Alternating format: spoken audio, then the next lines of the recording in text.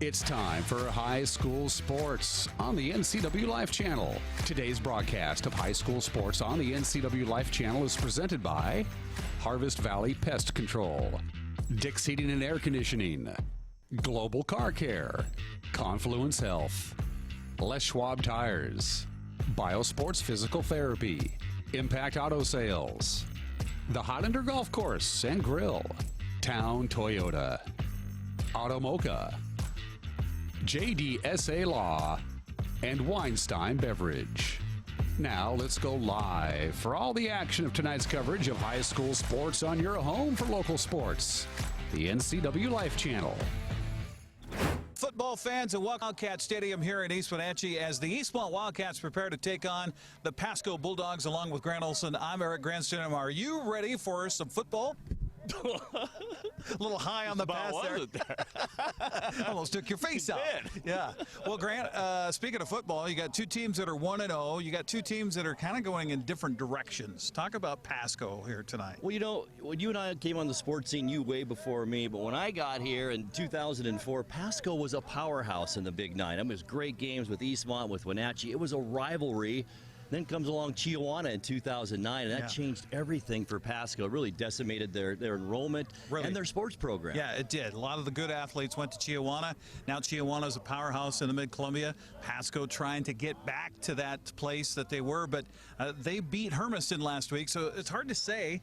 I mean, they beat them by 6 points, a touchdown in the closing seconds, but Hermiston's a pretty decent program. That's what you were telling me earlier today. Yeah. They were a pretty highly regarded team in Oregon, so that's a big win for Eastmont, but I love this matchup here tonight.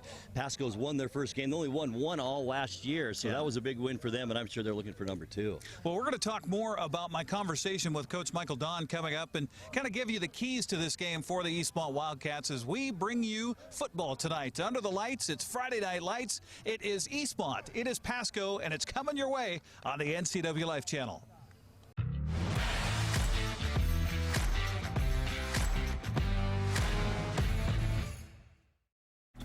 JDSA Law is a proud sponsor of these local sports broadcasts. They've been serving North Central and Eastern Washington since 1946. For over 70 years, their team of dedicated professionals has delivered quality, innovative legal services. JDSA Law partners with you to provide the finest legal advice and support as you navigate your personal and business challenges, risks, and accomplishments. At JDSA Law, they salute our local athletes and wish them well on another excellent season of competition.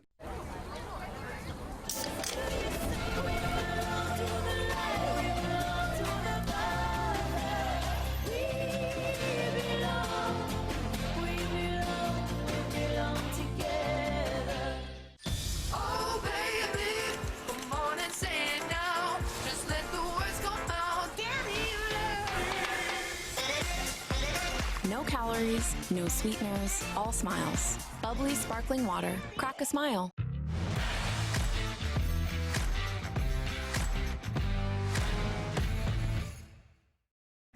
The pregame show continues here on the NCWLIFE channel, live from Wildcat Stadium, along with Grant Olson. I'm Eric Grandstrom. Well, Grant, we talked about the fact that we got two teams that are 1-0. Eastmont traveled to Wilson last week. I got a chance to talk to Michael Don. Unfortunately, I didn't hit the record button when we did the interview. It happens. But he said that he was kind of disappointed. Now, disappointed in his team that wins 42-0. What does that tell you about Eastmont's football program? Was he specific in what he was disappointed about? Well, he said that there was a lot of mistakes and a lot of penalties. Well, first game of the season, you know, you'd expect that. So I think some of those jitters are going to go away tonight, and we're going to see really what Eastmont's got, and they've got so many weapons on offense. Well, and we wondered about how they could replace Caleb Massey last year. It was kind of their all-world guy. He started as their quarterback. They moved him to a wideout to get him more chances to touch the football, and I think they found it in a freshman. Now, get this. He is only 14 years old, hasn't even had his 15th birthday yet, and Austin Ruffins, 6 feet, 170 pounds as a 14-year-old, had 85 yards rushing last week and had a 50-yarder called back. He would have been well over 100 yards. Amazing, huh? As a freshman. And you have Carson Talley, who racked up about 80 yards last week. So that's a double-barreled shotgun for Eastmont tonight coming out of the backfield. We are going to see a lot of ground and pound, I have a feeling, tonight. And I'm also interested to see tonight, Eric, how Everhart kind of handles this offense and just, controls things out there tonight. Yeah, it was kind of 2/3 rushing, 1/3 passing last week. We'll see. I think they kind of go how the game flows as far as Eastmont's offensive attack. Now, defensively, they're going to have their hands full. Pasco doesn't have the size, but they certainly have the speed, especially in Des Licon on the outside. That's right. This wide receiver is a WIAA Player of the Week this week for his work against Hermiston last week. He's one to watch. Like 7 catches, 136 yards, something like that, coming from Armani Reyes, who also is pretty explosive. One of those passes, 51 yards. So I think that's a pretty good combination for Pasco. Eastmont's got to look out for the deep stuff tonight. Now, Eastmont's got an all-leaguer back, a defensive back, and Wesley McElwain. We got a chance to talk to him. We're going to get more on that interview coming up, but he had a touchdown catch last week as well as a pick 6. So it'll be interesting to see that matchup here tonight between McElwain and Licon. You know what else I like, Eric? He's not listed as a starter on offense, but we're going to see him on offense. I guarantee think so. that. I think so. In fact, speaking of that discussion with Wesley McElwain, we will do that as we come back, as we continue with the pregame show, as Eastmont gets ready to take on Pasco. Are you ready for some football? I got the wrong hand out there. It's right here on the NCWLIFE channel.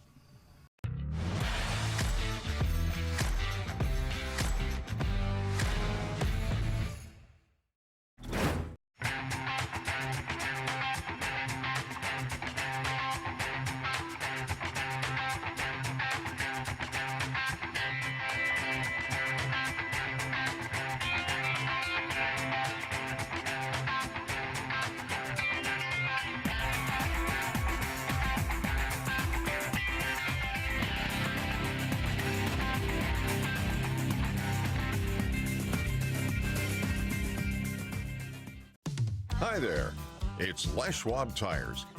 You know, we've been helping keep folks safe on the road around here since 1952. That's why you can save up to $152 on a set of 4 select light truck and SUV tires during our fall tire sale. All with a service you deserve, but just don't find other places. Swing by or book an appointment at leschwab.com. Les Schwab Tires, doing the right thing since 1952.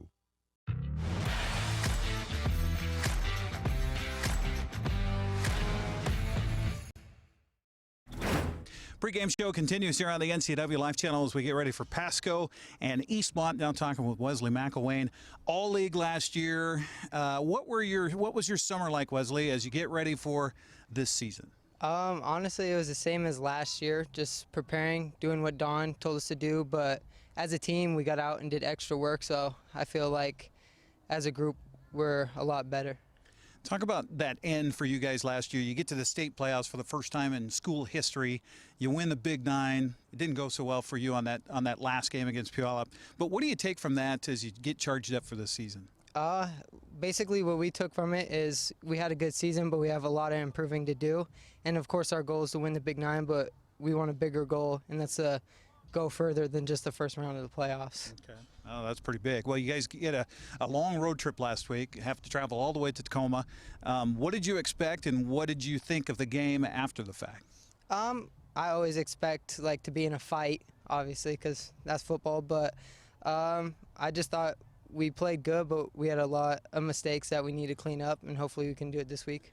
I was talking with Coach, too, about that. I mean, considering you guys had a lot of mistakes, win 42-0, does that say a lot about this team? Yeah. I mean, honestly, we play hard. We just need to play more physical and just know what we're doing, and we can be a lot better than we were. Let's talk about a pick 6 for you last week. Yeah. You're finding the end zone. Tell me about that play.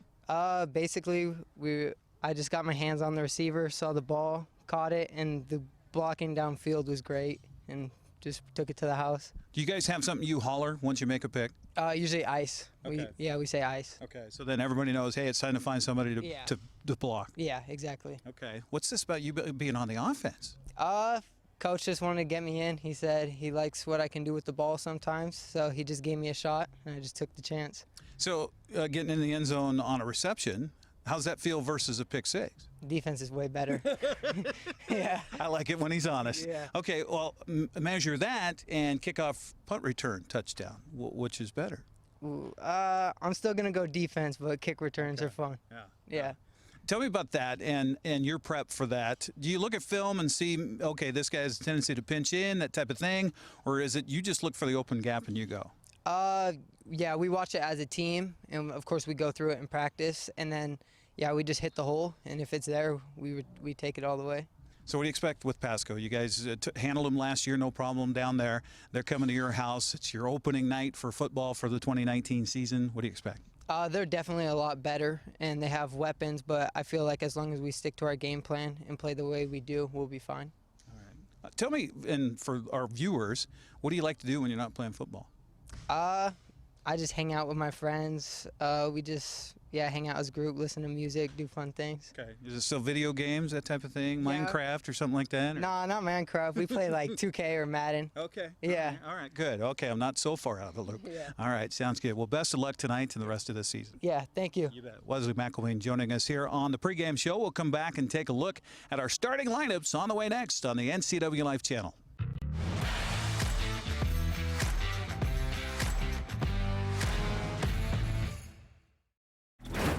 At Town Toyota, we believe in our community, and we're proud to support this broadcast of local sports. Town Toyota defines reliability and value in both its products and in the dealership itself. We are home to legendary products like the RAV4, Highlander, and Camry, not to mention Tundras and Tacoma trucks. Of course, we offer service for everything we sell and a great selection of pre-owned and certified vehicles as well. So enjoy the game and visit Town Toyota for all your automotive needs. When the people you serve are your friends and family, you see the world a bit differently. You understand that your survival depends on the health and strength of your relationships. Your word is your reputation, and that doing the right thing is the only way of life that matters. At Confluence Health, we remain humble. Trust is a gift that is earned, a privilege, an honor. And we remain grateful for the trust you place in our hands.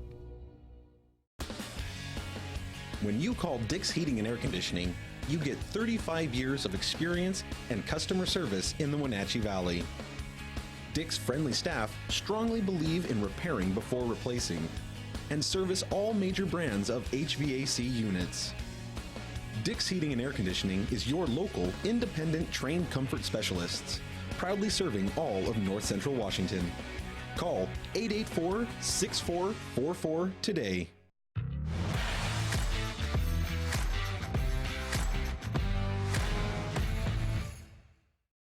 Welcome back once again to Wildcat Stadium. Along with Grant Olson, I'm Eric Granstrom, and we are ready for football tonight here on the NCWLIFE channel as the Pasco Bulldogs and the Eastmont Wildcats ready to kick it off here for week 2 of the season. And we'll get you our starting lineups as we go here, brought to you by TC Slingers. If it's rock, bark, sand, or soil, there's no need for wheelbarrows, shovels, or rakes. They'll place the material for you.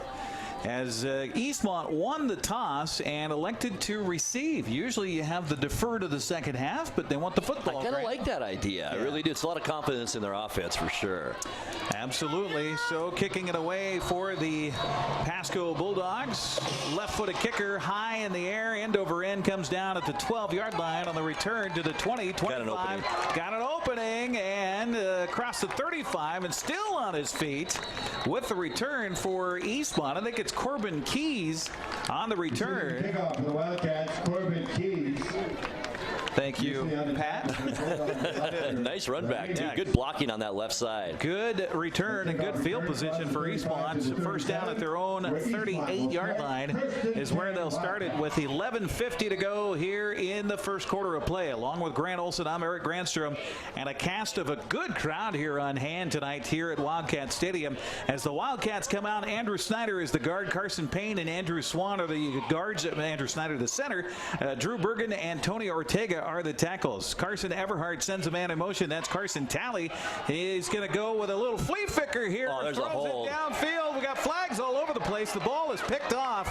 Bound downfield by Des Licone, but I think he interfered a little bit with the intended receiver downfield there. Now, I love that call to start this football game right there. That took Pasco a little bit off guard and a little bit of a hold downfield.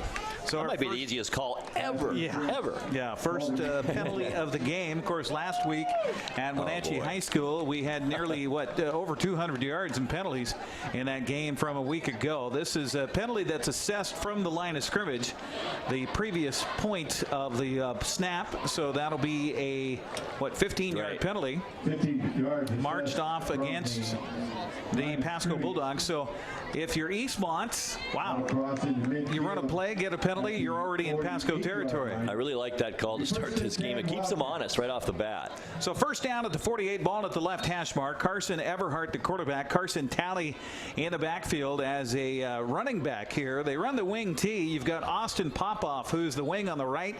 The wing on the left, watch out for this freshman, Austin Ruffins. On the far side of the field, Logan Easley is the wideouts.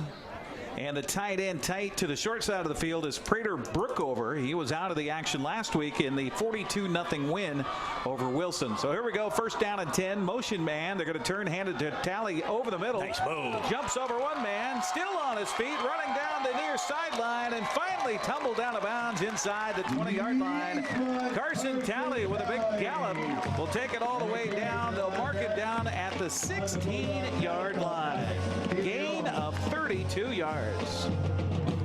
Great job of blocking, but what a great move by Talley on that left side, jumping over a defender after about 20 yards from the line of scrimmage and then just turning on that speed. We're going to see a lot of ground and pound out of Eastmont. Talley is the lone back behind Everhart, working from underneath center here on first down and 10 from the 16 ball left hash mark. Ruffins in motion. They fake the pitch to him and hand it off to Talley. Short yardage this time inside the 15 down to the 14-yard line. Coming up with the tackle up front, Owen Bentorio, defensive end. He's out there along with Isaiah Arlene, who is a defensive tackle. Damian Silva and Alvaro Garcia are the tackles. The linebackers, Alan Munoz and Nathaniel Torres. The corners, Des Licon and Alex De Leon. The safeties, Angel Valencia and Sergio Avina. And the free safety is Trayton Mitchell. So second down coming up for Eastmont. They put the ball down at the 13-yard line. So a gain of 3 yards on that first down play. Second and 7. Motion man. They'll turn and hand it on the counter play. And a good job by Pasco reading that one on the handoff to Austin Popoff. He's still able to lean forward, get it down to the 11-yard line. It'll be third down after the 2-yard gain. The two Austins and the two Carsons in the backfield for Eastmont, for Makes sure. it easy for us. It really does. We're going to see a lot of pop-off here tonight, too. He caught a couple of passes last week, and he's a big part of that running game, too. So the counter play gets it down just outside the 10-yard line. Call it third down and a long 4 coming up for Eastmont. Ball right hash mark here as we're underway. No score in this one at Wildcat Stadium. Runner from right to left, and they're going to go the counter play again, and nothing happening as Pasco was right there with the big fella up front. We've heard a lot about Isaiah Arline, and he comes up with a big play, stuffs it at the line of scrimmage, maybe even a loss of yard, going to bring up 4th and 5. Sometimes you just go to the well too often, Eric, and I think that's what Eastmont did too many times there with that run. But still good field position and a chance to get some points here. Oscar Mago will come in to try a field goal here to put the first points on the board. It was interesting, Grant. Last week at Wilson and Tacoma, Eastmont went for it on 4th down several times. We're going to choose to kick it here, so the ball will be spotted at the 18, a 28-yard field goal attempt. Snap back, spot down, kick away, and it's right through the uprights, and we have our first points on the board. With 9:30 to go here in the first quarter of play, Eastmont strikes first. They lead Pasco 3-0. You're watching Big 9 football tonight here on the NCWLIFE channel. We'll be right back. Eastmont Wildcats 3.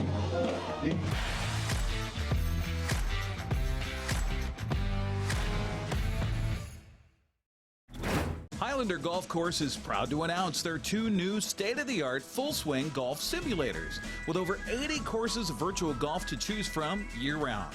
Or try their Laser Shot simulated firearm program, or gaming with football, basketball, and much more.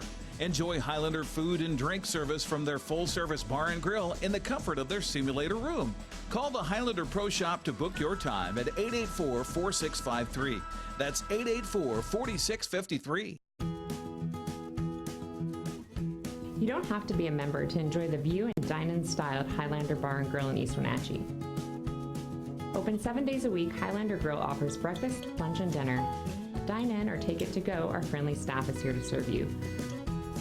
Reservations recommended for Friday night's prime rib dinner. Call for live music dates. Hi, I'm Shalane, site coordinator for Highlander Grill. Give me a call to schedule your event today.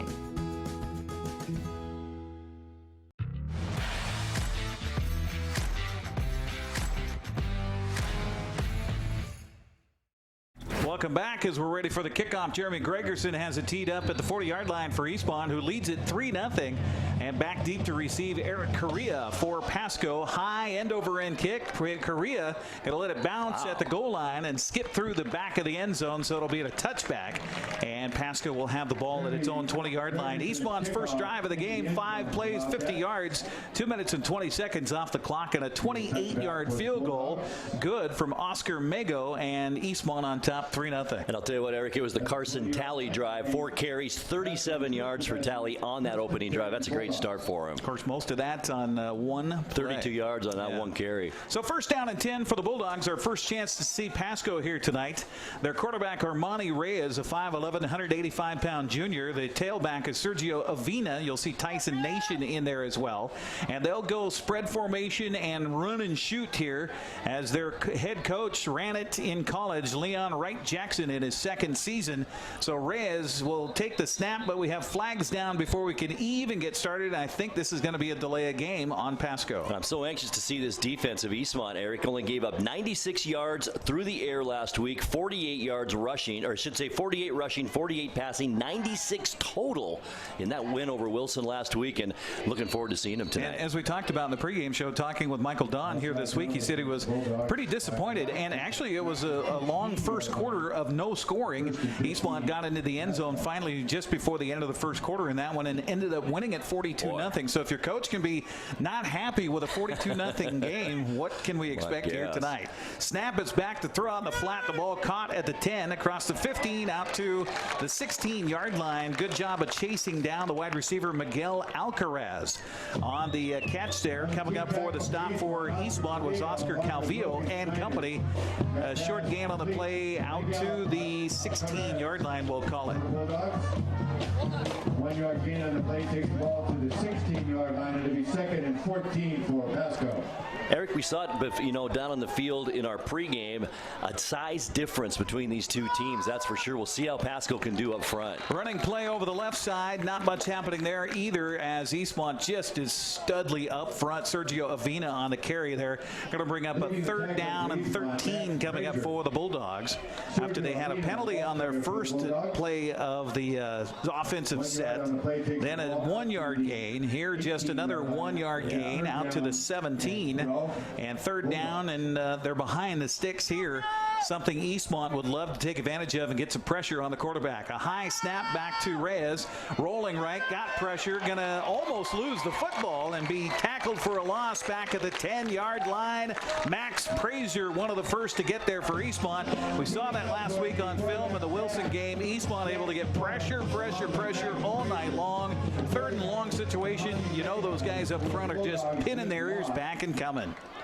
Loss of 7 on that sack. Ball is back at the 10-yard line. Now Pasco punting from their own end zone. That's going to give Eastmont some great field position. Return man standing at the Pasco 40 area. Well, the quarterback is the punter, Armani Reyes, and even with Pasco getting some pressure, they get the ball away.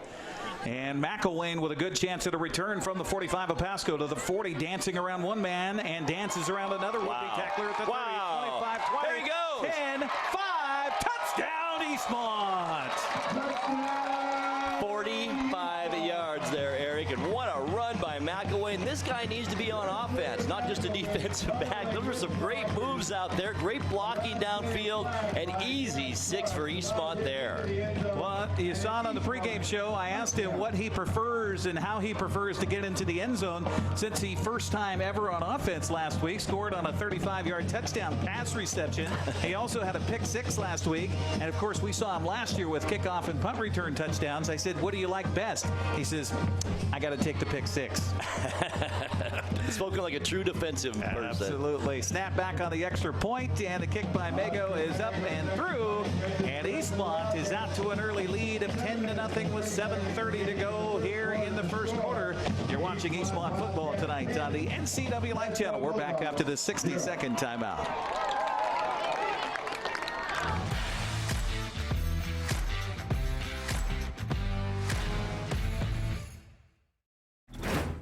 Hi, I'm Ricardo, and this is Amanda, and we are from Impact Auto Sales. Where you can expect a hassle-free car buying experience. With our wide selection of used cars, trucks, and SUVs, let one of our friendly sales staff help you find the vehicle that fits your lifestyle. We have financing available for all credit types and great low rates for first-time buyers. Call us today at 888-8000 or stop by 3522 State Highway 97A in Wenatchee. Impact Auto Sales, where we strive to make an impact on your life and not your wallet.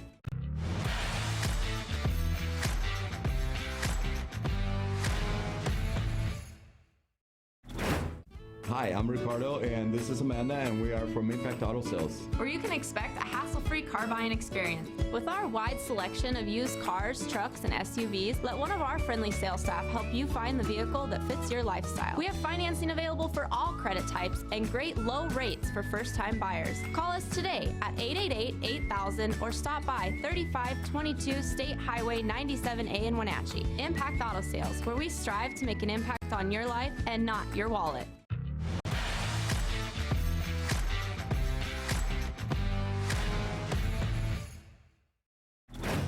Short kickoff this time, and a good return for good yardage and good field position. Alex DeLeon returned that one for Pasco, and a short kickoff for Eastmont by Gregerson that time as it came down outside the 10-yard line on the return, and Pasco will have a good field position for its second start of the ball game from its own 34-yard line. It'll be first down and 10 with 7:25 to go. The touchdown for Eastmont came on a punt return of 45 yards by Wesley McElwain. Extra point makes it 10-0 with that 7:25 to go here in the first quarter. Along with Grant Olson, Eric Grandstrom with you. Pasco back on offense. Armani Reyes, we love that name. He's back to pass, throwing out the flat. The ball is a little bit too high. McElwain on the coverage, intended downfield for Eric Correa. A little bit too tall for him, and we saw that a lot in film last week in the win over Hermiston. The first half, tons of overthrown balls. And you know, Eric, I think that's what Pasco has figured out already early in this game. The only way they're going to beat this Wildcat team is out-finesse them, because they're not going to out-muscle them, I don't think, down in the trenches. So I think we're going to see a lot of balls in the air, and Pasco was trying to make some big plays here. So Reyes has him back at the line of scrimmage here on a second down and 10 from the 34-yard line. Back to pass again. Now getting flushed. Got some room to run. Green grass across the 40 and slides down. And they're going to put him down just across the 40. Call it the 41. Gain of 6 yards. Positive, and a good choice there by Reyes on the run. Good coverage downfield by the Wildcats, too. Not much of a rush that time, so good job up front by the big guys for Pasco, but excellent coverage by the defensive backs for the Wildcats. So a gain of 5 yards, or, well, they're saying it looks like 6 yards on that. So third down 4 coming up for the Bulldogs, trying to get their first down of the ball game. Handoff inside, counter play, and look out across the 45-40 of Eastmont, and finally tumbled down is Sergio Avina with a big gap in the middle. He takes advantage and takes it all the way to the Eastmont 39-yard line. Boy, what the big guy run up the middle. He had a head of steam, too, after he crossed the line of scrimmage. Great job on the right side of that line by Pasco to open up that big hole. 20 yards on the running play there for Avina. Biggest play of the game for Pasco, puts him into Eastmont territory for the first time here tonight. Reyes gets the snap from center, looks right, wants to throw that way. Now a flag comes out, pressure from behind, the ball stripped away, and Eastmont battling for it. Oh, they didn't get it. Pasco got it back, right back in the line of scrimmage. Good job by one of the offensive linemen trailing the play. Center Will Jess came up with a football, but we do have a flag on the play, and this usually means a hold on the offensive line. But if Caleb Garcia could have hung on to that ball for Eastmont, that could be Eastmont's football right now. Declined the penalty, and you got the ball back. He just kind of overran it a little bit, and then it got away from him. Our officials, by the way, Troy Hulse is our referee. Terry Alton is the umpire. Nathan Hahn is the lines judge. The back judge, or excuse me, the field judge is Kirk Lyons, and the back judge is Fred Carino. And it is a hold against the offense, so another penalty against Pasco. That's 3 penalties and 30 yards already against the Bulldogs. So the penalty will mark it back to Pasco territory to the 46-yard line. And again, holding in high school is a spot foul. So if it happened in the backfield, they go from the flag backwards 10. And that's the case there. First down and about 20 yards to go here or maybe 25 yeah, I think yards 25, to go. Eric, yeah. Reyes in the shotgun, turns, hands off inside. Avina with the ball again, and not much happening there. Eastmont doing a good job of filling the gaps. Coming up, Logan Schneider. There's that Schneider name. Boy. He's a sophomore, but he's got a pretty good lineage there as he fills in and makes the stop after a gain of maybe just a yard. Speaking of Snyder, I saw them. In fact, I parked right by them coming into the field tonight. Yeah, so the family's here as always. So second down, 24 yards to go or thereabouts as the Pasco Bulldogs have that spread formation. Back to pass again. Reyes getting flushed out of the pocket, getting scrambled, and he's going to go down for a big loss on the play. Another sack for the Eastmont defense back inside the 40 at the 39-yard line. And these numbers are so tough to read. Max Frazier in there as well for the Bulldogs. So I think he also got some help from Dominic Torres on the stop. Loss of 8 on that play. That brings up third down and 31 now for the Bulldogs. Wow. You don't have many of these plays in the playbook, I don't think. Hook and ladder, maybe something like that. So third and forever for Pasco, going the wrong way right now. Snap back to Reyes, and a three-man rush for Eastmont. He's just going to hoist it downfield, has a receiver, catches it at the 9, and then he drops it. They're going to say the touchdown happened, and he crossed the goal line before he lost the football. It's a touchdown for Pasco. Holy cow, how about that? 61 yards. Holy man. What a pass by Reyes. He just got away from some pressure, got into that throw, too. You could tell he was winging it as far as he could, about 40, 50 yards in the air. Right on the money. Touchdown, Bulldogs. De Leon with the touchdown grab as he got behind everybody, and that's one thing you don't want to be beat on a third and forever. Not only do they connect on the first down, they get the touchdown from 61 yards on the pass play. Have a chance to draw within 3 here on the extra point. The snap back left-footed kick is on the way and through, and it is good. Well, we got a game going. 4:40 to go in the first quarter. It's 10-7. Eastmont leads it by 3. You're watching Wildcat football on the NCWLIFE channel. Eastmont Wildcats 10.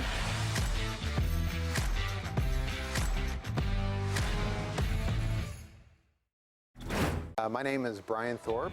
I own Global Car Care in Wenatchee and have been here for about 25 years. Brian started Global Car Care as Brian's automotive alternative on Orondo Street. Some customers were following Brian since Brian's automotive time. No, we're just grateful to be part of this community. This is where I grew up. We want to do our part to be a valuable part of this community.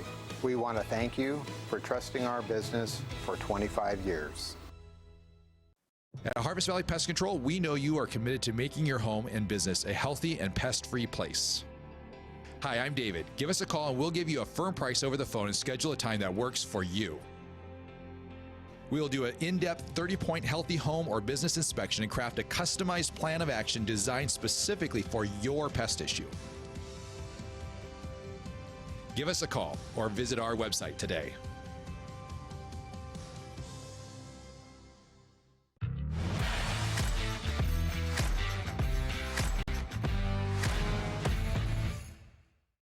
Back once again to Eastmont High School, and how about that, Grant? Third and how far was that? 31. 31.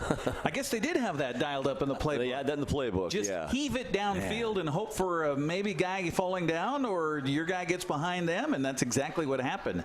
As Pasco strikes and has quieted the crowd here at Eastmont's High School field, an end-over-end kick will sail over the head of the return man and go all the way to the end zone. It went over Key's head, and pretty good kickoff right there for Pasco, as Eastmont will have it here as we trundle our way through the first quarter. 4:40 to go in the first quarter of play. That drive, by the way, 1, 2, 3, 4, 5, 6, 7, 8 plays. And, well, let's see. You add, you subtract, you add, you subtract. Right. 66 yards on 8 plays. And, of course, the big 61-yard pass play for the touchdown. So here come the Wildcats back on offense here as Eastmont would love to kind of counter what just occurred out on the field. They're stunned a little bit. You hit it right on the head, Eric. Absolutely. Man in motion for Eastmont. They're going to throw for the first time, and Carson Everhart throws way over the head of the intended receiver, looking for Logan Easley downfield. Logan Easley, they list him on the roster at, 6'2". I don't know if he's that tall. He's certainly not tall enough to reach that pass. Incomplete, brings up 2nd down and 10. He needed to be Carson Everhart's height there at 6'6" to catch that pass. Absolutely. Eastmont beginning this drive, its second official drive of the ball game, as they took the first drive down the field on 5 plays and 50 yards and kicked a field goal to take a 3-0 lead. Then a punt return, a touchdown for Wesley McElwain of 45 yards, made it 10-0. But now it is Pasco back on it after a 61-yard pass play, and we have a miniature football that found its way onto the field here. We got some youngsters that are playing ball a little too close to the field, and so now that's taken care of. I remember doing that as a youngster. Oh, absolutely. That was so fun. Kidding me? Going down to the game on Friday night. All right, so Carson Everhart under center, sends a man in motion and going to turn, hand it off to Talley up the middle. He's got a gap to the 30 and out to the 34-yard line. Good 14-yard gallop there by Carson Talley, and tallying his way for a first down for Eastmont. I love the way he kind of jukes and jives at the line of scrimmage, just picks his hole, and then he uses his speed, more speed than I really think he has, and then nice 14-yard gain. Well, he's able to turn his hips and keep his shoulders forward, and is able to just gain yardage. First down from the 33. Man in motion again from left to right, and almost a fumble in the backfield. But Carson Everhart is able to make something out of nothing, and now a late hit or unnecessary roughness maybe at the end of it, going to be tacked on the tackle as Everhart took it out to the 41-yard line. We'll check the penalty here. Pretty nice, though. Broken play. Everhart gets 8 yards on that scramble up the middle, and it is a personal foul. Yeah, they're going to say a dead ball foul after the play, so that'll be the 4th penalty, and 45 yards in penalties already on Pasco in this one, as we have 4:14 to go here in the first quarter of play. Eastmont on top, 10-7. Thanks for joining us on the NCWLIFE channel. Our broadcast tonight brought to you by Harvest Valley Pest Control. You can rest assured Harvest Valley Pest Control uses kid and pet safe material around your home or office. Call today for your free estimate. So the big penalty after the play. First down. And the penalty will take it first down to the Pasco 42-yard line. As Everhart again sends a man in motion, he'll pitch it to him this time. That was a dangerous-looking pitch, and nice hit by the ball carrier that time as he comes around the near sideline. The carry this time is by Corbin Keys, and he's got a gain of 7 yards on first down to the 35-yard line. That carry down to near the 35-yard line. It'll be third down. So they certainly mix in the runners here. As they do. I like that. Eastmont has Popoff as the wing on the right side, and they've got Ruffins as the wing on the left side, on the short side of the field.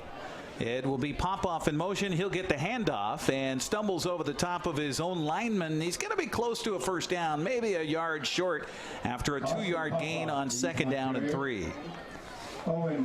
That is going to be awfully close. Just about a half yard. You're right, Eric. Just a little bit short. Right behind Tony Ortega, big 6'1", 250-pound lineman. So it will be 3rd down and 1 coming up, as our official Troy Hulse has the lineman on the right side, the right tackle over there, Tony Ortega, fixes shoulder pads. And now we got a flag coming out from the umpire. So something wrong with what he saw up front. Maybe a snap infraction against the center. I think it is, Eric. Andrew Snyder. And they are going to say motion on the snap. So that's going to make this 3rd down a little more interesting. That's the first penalty against Eastmont tonight for 5 yards. And a call you don't normally see either. No. Very rare. Well, we saw it last week. The officials were certainly calling the game tight, and a little harbinger of things to come here tonight as well. So 3rd down and now 6 yards to go for Eastmont. Ball left hash mark. Everybody looking over to the near sideline for what the coaches want to call here on this 3rd third down play. See if Everhart maybe tries to go to the air again. Logan Easley is split out wide to the right here. Man in motion. They're going to turn and hand it to him. Left side, gets past one man and then tumbles down at the 35-yard line. Going to be short of the first down. And now a little pushing and shoving after the play again, and this one could come against Pasco. And I think it was an Eastmont player that actually started it, but it's always the guy that finishes it. Absolutely. That's a big call. Ball carry, by the way, was by Austin Popoff, and it was down to the 35-yard line. So it would have been fourth down. It would. Pasco had stopped him, but then the penalty. And that's good for another. Boy, that really hurts the Bulldogs. And actually, they're playing much better on defense. We thought they were kind of getting out muscled up front, but boy, they've kind of buckled down and played much better defense. Yeah, last week against Hermiston, they gave up 300 yards, 108 on the ground, 192 passing, 4.62 per play. You're not going to get many wins if you continue that. Little scissor play here, and a good gain inside for Ruffins, down to the 10-yard line. Going to be close to a first down, maybe 9 yards on first down on that scissor play inside for Eastmont. First carry of the night, and he makes it count, that's for sure. In fact, 9, almost 10 yards, almost a first down. Second down and 1. The ball at the 11-yard line, left hash bar. Everhart under center, quickly up to the line again. Sends Ruffins in motion. They turn, hand it off to Talley. Try to go around the right tackle this time, but a good job of shooting in by the linebacker there for Pasco. Alan Munoz, the 5'9", 185-pound junior, got just enough of the feet of Talley to trip him up, but it is a first down and goal now for the Wildcats. Boy, the way Coach Don puts players in and out, specialty players, it's hard for Pasco to really key on any one player. Will it be Ruffin? Will it be Talley? I mean, who do you really key on? And that's what Coach Don is kind of trying to do here. 13th play of the drive. Eastmont winding the clock with 1:32 to go here left in the first quarter, but flags coming down, and this is going to be a motion against the offense. So second penalty of the drive coming against Eastmont. That's their second penalty for 10 yards here on the night. Our broadcast brought to you in part by Dick's Heating and Air Conditioning, your comfort trained specialist, specializing in commercial and residential HVAC systems, online at DicksHeatingWenatchee.com. Also by Global Car Care, a quality auto repair facility with highly trained technicians celebrating 25 years in the car care business. They speak your car's language at 1840 North Wenatchee Avenue. So after the penalty against Eastmont, first and goal over again. Everhart wants to throw it, has pressure, throws back across his body, tipped away at the end line back there. Boy, right in his hands. Looking for his big tight end, Prater Brookover, but a good job by the defense stepping in front, getting a hand. I think it was Trayton Mitchell, the free safety, knocked that ball away. It'll be second down and goal. That was a nice toss by Everhart, right on the money to Brookover. Now Everhart 0 for 2 so far in the game through the air. So second down and goal. The ball just inside the 12-yard line. Call it the 12. So they need 12 to get into the end zone here on a second down play. Logan Easley will come wide to the left side of the field. Motion man, and they're going to pitch it to the motion man, and he hits his own guy and tumbles down. Again, it was Ruffins on the carry, and I think Popoff popped into it. No gain there. Maybe even a loss of one. Loss of a yard on the play. A third and long coming up for Eastmont from the Pasco 12-yard line. Well, in an offense like that, Everhart has to practice the pitch, right? I mean, this is a pitch offense for sure. It's got to be so meticulous on that. Wing tee here run by Eastmont, right. The only 4A team in the state, I think, that runs a wing tee. They'll send a man in motion again. Everhart fakes to him, wants to throw back that way, and underthrows his receiver. I think he saw that Pasco smelled it out, and Eastmont's going to live for another down here and bring on the kick team to try to tack on 3 points here. Get something out of it. Eric, you hit it right on the head. Everhart very smart that time. He did see that Pasco snuffed that out and just threw it away, and that's a smart play by your quarterback. Now 0 for 3, though, in the ball game. He was looking for Austin Popoff on that little screen play. Didn't happen, so the spot is going to be at the 19 or 20-yard line, so a 29-yard to make that a 30-yard kick. The kick is up, and the kick is good. So Eastmont now with a 13-7 lead with 25 seconds left here in the quarter. We're going to keep it right here on the NCWLIFE channel.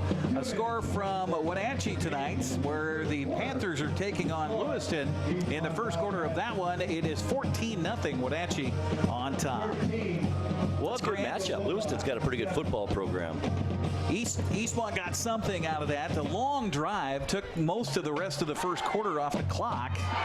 You got to be happy to get points if you're Coach Michael Dahl. You know, you really do, and it was a good drive. A lot of nice running plays there. Some passes mixed in, none complete, but I think we're going to see a little bit more of that as the running game kind of establishes itself even more than it has already. And we're going to have a lot of yards rushing for Eastmont here at the halftime. 2, 3, 4, 5, 6, 7, 8, 9, 10, 11, 12, 13, 14, 15, 16, 17, 18 play drive. How about that? That's nice. And it stalls at the 12-yard line. They had it down at the 7 at one point, but got pushed back from there, and then also penalties cost them. But 18 plays. It dies at the 12-yard line.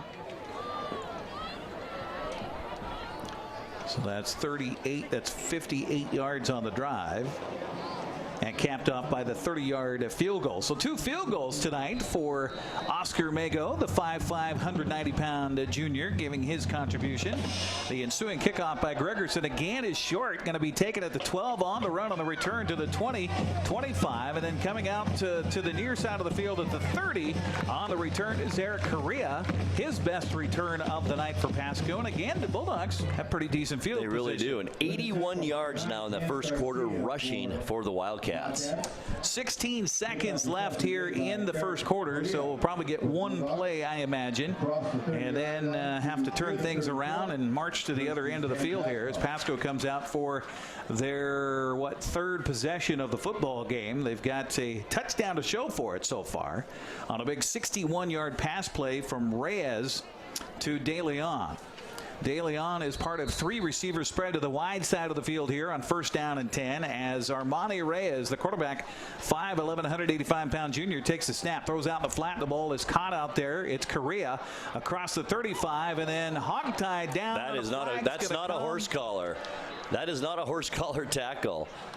We'll have to see maybe on the replay back from the studios if it was. The officials right there on the spot, he threw the flag right away. He did. So they are going to call it a horse collar. You know what, though, Eric? I think in this day and age of football, if it looks bad, it's going to get a flag. Yeah, it doesn't matter what it is. If it just sounds bad, a flag is going to get thrown, and that's the kind of football that we play today. It was a 4-yard gain and then add 15 yards onto the end of it. So 3 penalties and 25 yards unofficially for Eastmont here. So it has been a flag-filled first quarter, that's for sure. To the Eastmont 48, 1st down and 10. 8 seconds left here in the quarter as they restart the clock. Reyes with a handoff inside, counter play over the left side, inside the 45 down to the 44-yard line, and that's the first carry of the ball game by Tyson Nation, and that'll bring us to the end of the first quarter. We will take a 60-second break and come back. 13-7 our scores. We're through 1. You're watching Eastmont football tonight on your home for local sports, the NCWLIFE channel.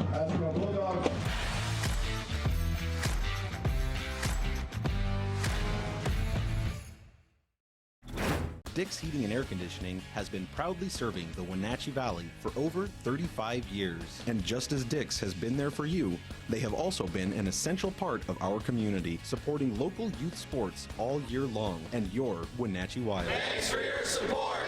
Dick's Heating and Air Conditioning for all your support. Thank you. Dick's Heating and Air Conditioning, your local, independent, trained comfort specialist. Call 884-6444 today. What's your auto mocha emergency? It's a Frappuccino mocha with whip. The espresso shakes are my most favorite because I can get any flavor. Peanut butter chocolate for pita. Definitely espresso shakes. My favorite is the mocha for pitas. A peach Red Bull.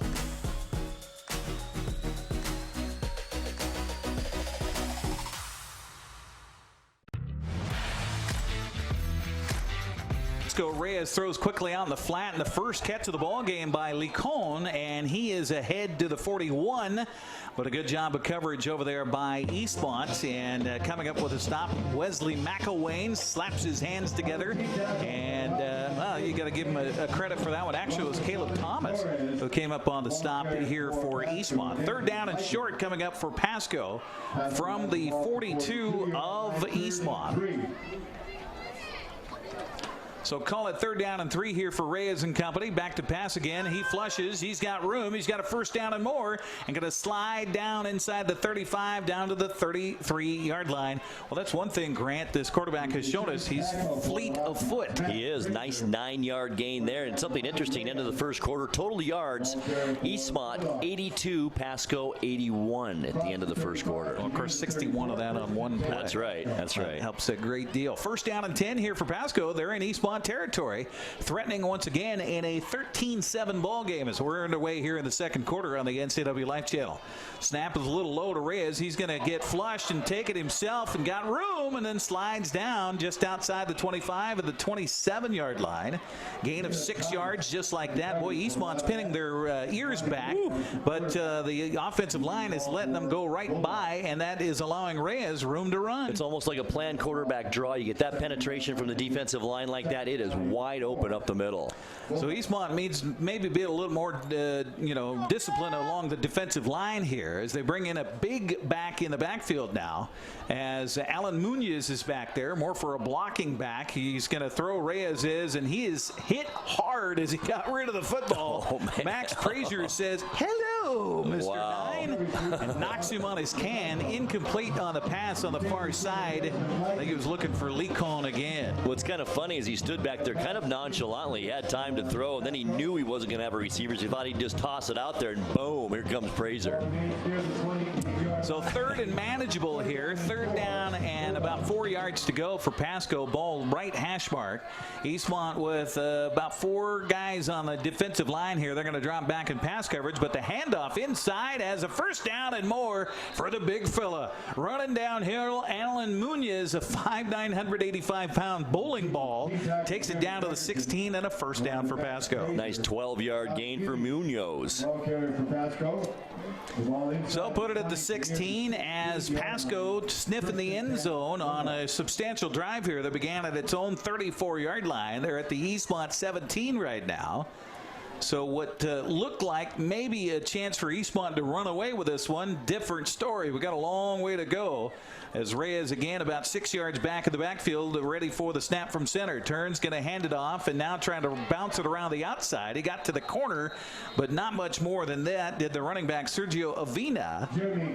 And Gregerson over there to help out on the stop for Eastmont. Let's see where they put the ball down. It'll be at the 15-yard line. I guess he stepped out of bounds right there. Only a gain of 2 that time, but Avino leading rusher with 24 yards for Pasco. They don't have all the size in the world, but no, they don't. Certainly do have some wheels out there. Second down, call it 8 here for the Bulldogs. Low snap, turn, handoff. It's Avino again, and he is belted hard as he got across the line of scrimmage as the linebackers come in for Eastmont and help out on sniffing that one out as it was for the Wildcats. Jeremy Gregerson laying the metal down there. Third down and long coming up for the Bulldogs. That is not the kind of game that Pasco was going to win here tonight. Up the middle and inside running, just not going to happen for him because of the size difference and the experience for Eastmont. They need to go outside and, as you said, Eric, use some of that speed. Munoz is back in the backfield along with Reyes here as they look at a third down and long. They'll throw it to Munoz. That could be a lateral. The ball picked up by Eastmont. No whistles. Uh-oh. He gets away. He's going. Man, he is going to go all the way for the Eastmont Wildcats. The return here for the Wildcats, I believe that was 44 Nathan Chang.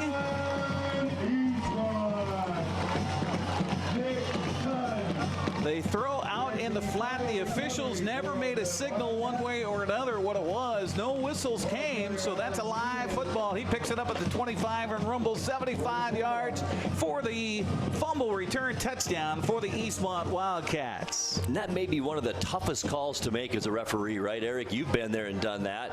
It's a fine line, isn't it? A backwards pass or a forward pass? Well, and you hope that in that case you swallow your whistle and and you kind of hope as an official that he doesn't score a touchdown, because then the discussion will happen after the fact. But a fumble recovery, 75-yard touchdown return for Chang. The extra point is up and good. And just like that, Eastmont's on top of Pasco 20-7 with 9:11 to go here in the first half. We'll take a 60-second break. You're watching Wildcat football tonight on the NCWLIFE channel.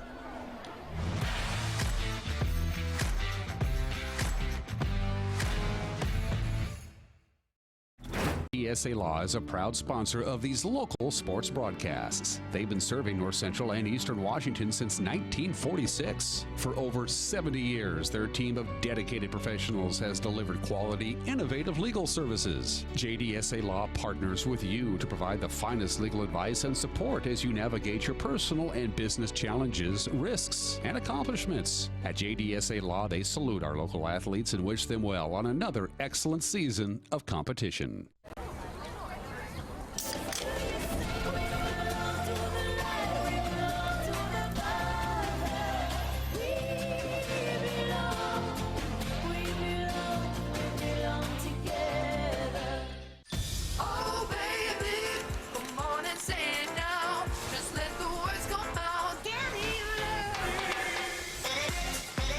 No calories, no sweeteners, all smiles. Bubbly sparkling water. Crack a smile.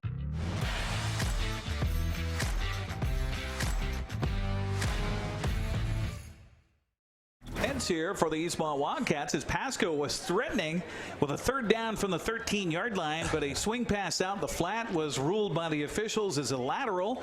Goes to the deck, and picking it up for the Wildcats, Nathan Chang, and he runs 75 yards for the touchdown for Eastmont. Extra point makes it a 20-7 game with 9:11 to go here in the first half. And you know, that kind of takes the wind out of your sails a little bit if you're Pasco. A nice drive. They were kind of pecking away at Eastmont, had some nice plays, as you said, in the red zone at the 13-yard line, and then that happens. It just kind of takes the wind out of those sails. Heads-up play for Chang, though, to think that ball is still alive ball back there, and then to get away from a tackle. Looked like he was going down on the play, somehow got free, and I think that also could be Pasco thinking, well, the play's over. I don't need to worry about tackling here, but you play into the whistle. Absolutely.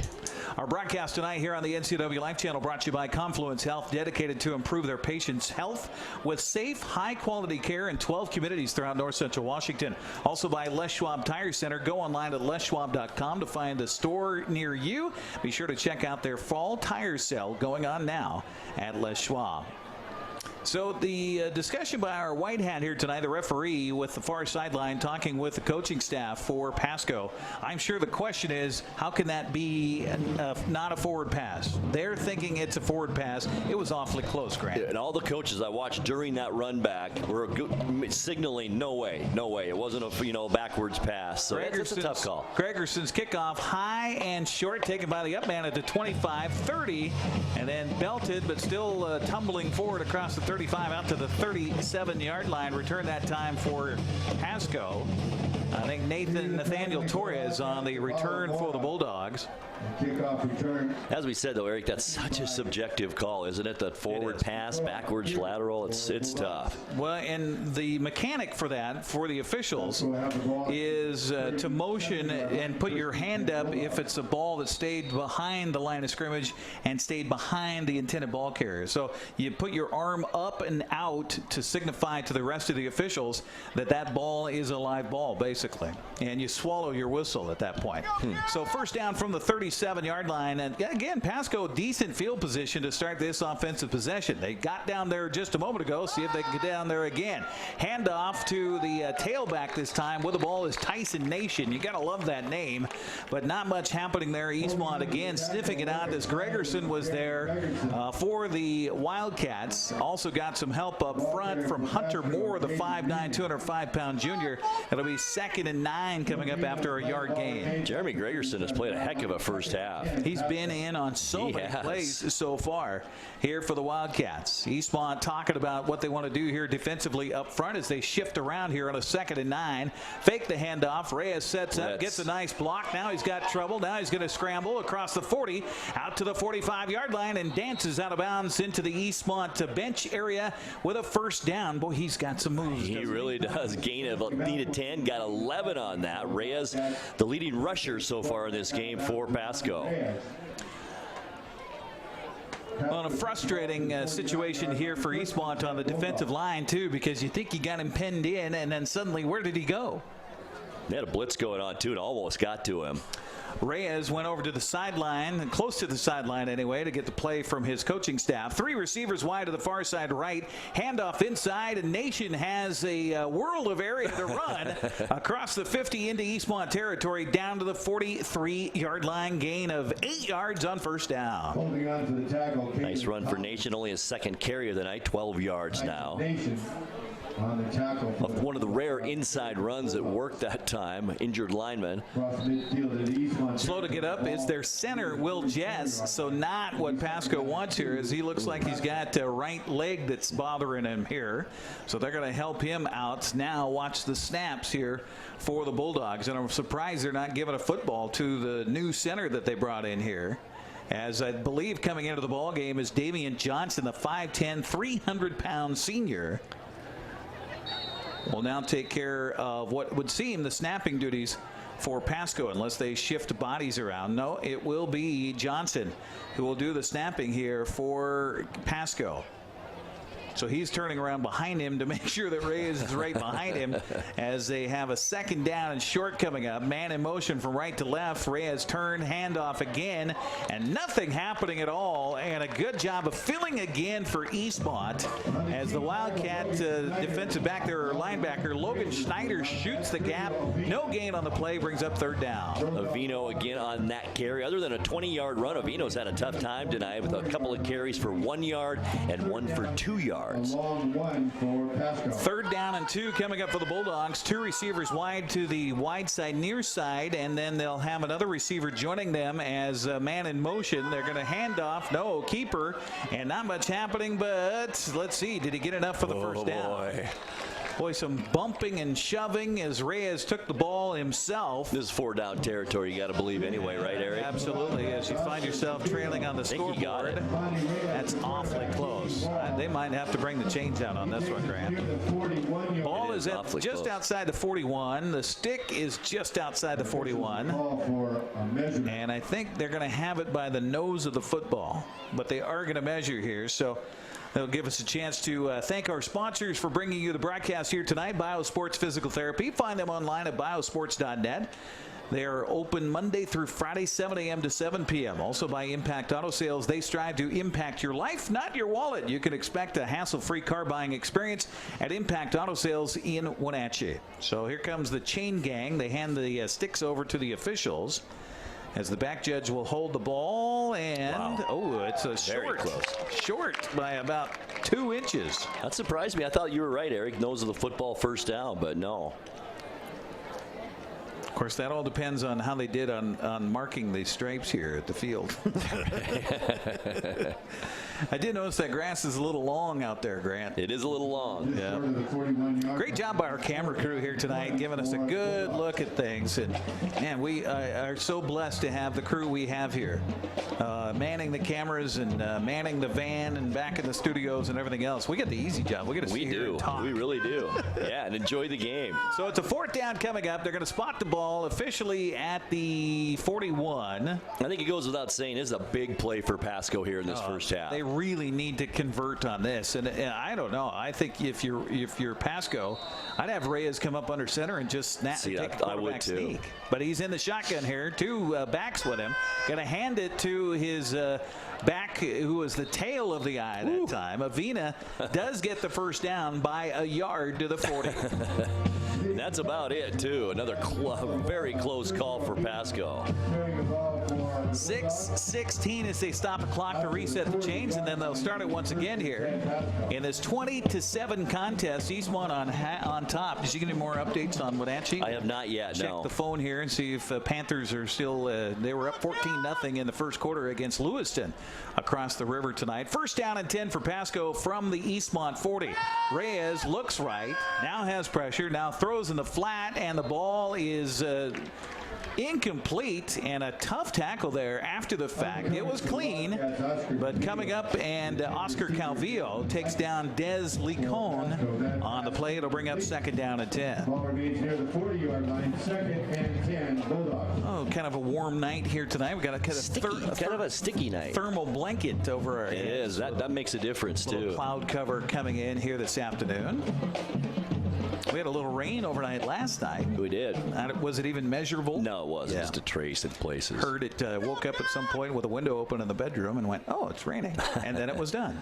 A low snap to Reyes, a turn and handoff. And again, Eastmont, well, they break a tackle, getting inside the 40 to the 39, but then gang tackling there for the Wildcats. As Caleb Garcia says, okay, that's enough of that. On the carry by Avina again. It'll be 3rd down coming up for the Bulldogs from a 38 of Eastmont after a 2-yard gain. Avina's had some tough sledding up the middle tonight, but he's a tough kid. He just keeps those legs going. So Pasco's quarterback, Armani Reyes, goes nearly all the way to the sideline to get the play each time. So he comes back out. There's 10 on the play clock. He's back to pass, has pressure, throws deep downfield, knuckleball. It's intercepted by Eastmont, and Oscar Calvillo comes up with the ball at the 7-yard line. Shoot themselves in the foot again. Pasco, another nice drive happening, and then another turnover. As now Eastmont gets the ball back with 5:21 left. Plenty of time to go get some more points. Well, we got a flag down at the 35-yard line. We'll see what the flag is. The referee picked the flag up. Let's see, before we get too excited about what's happening here, the official will make a indication. He'll come over to Michael Don and make us at least verbally tell him what the penalty is. Michael Don is 7 yards out on the field, right in front of our cameras down on the field side here. And apparently it was against Pasco. Well, I think it may have been, again, he pointed towards Eastmont's end, Eric. I think it may have been after the interception. Yeah, he did. Right. So maybe a little extracurricular on the quarterback possibly, or somebody downfield near the line of scrimmage, but it was past the line of scrimmage. So they will mark it half the distance to the goal. So the interception was at the, 7? So they'll put it back at about the 3.5-yard line. Nonetheless, Eastmont with the football, as they'll have 5:21 to go here in the first half of play. As, boy, it seems like it's been forever since Eastmont's offense been out on the field. It has been forever. They'll have it at their own 3 on 1st down and 10, and you got to think maybe a Carson Talley handoff here rather than being a little too risque. Carson Everhart under center for the Wildcats. Looks over the defense, turn, and a handoff to Talley on a counter play. And Carson Talley will take it across the 5 up to about the 8-yard line. Pretty good gain. Actually, sorry, that was Popoff on the carry. Or was it Talley? I think it was Talley, yeah. Okay. Boy, these numbers are so hard to read from here. Gain of about 5. What I should do is just look at our TV screen that's right next to it. This is the first offensive series, isn't it, of the second quarter for Eastmont? Yeah, it is. So the gain was out to the 8-yard line. So a gain of 5 yards brings up 2nd and 5, and a counter play again around the right side. Bouncing off of a tackler is Keys, I want to say. Corbin Keys with the carry, and a late flag comes in. We'll have to, it was actually Popoff with the carry. So Alex Popoff with a carry and a flag after the fact, and I think this is going to again come against Pasco. Dead ball, personal foul. No, it's on Eastmont. Coach Don is shocked. I'm a little shocked. So dead ball means it'll be 3rd down, and the gain was out to the 11. So it was a 3-yard gain by Popoff, but now that'll be wiped away by the penalty, half the distance to the goal, back to the 5.5-yard line.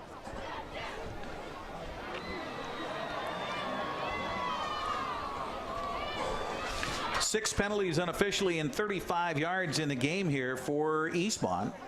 Excuse me, 5 penalties and 35 yards. So they'll have it back at their own 6-yard line. Senior guard Carson Payne kind of took the brunt of Coach Don's discussion in quotation marks a second ago, so he may be the guilty party. So 3rd and call it 8 now for Eastmont. Ball in the shadows of their own goal, and another flag comes down, and Pasco clapping its hands, so it's against Eastmont.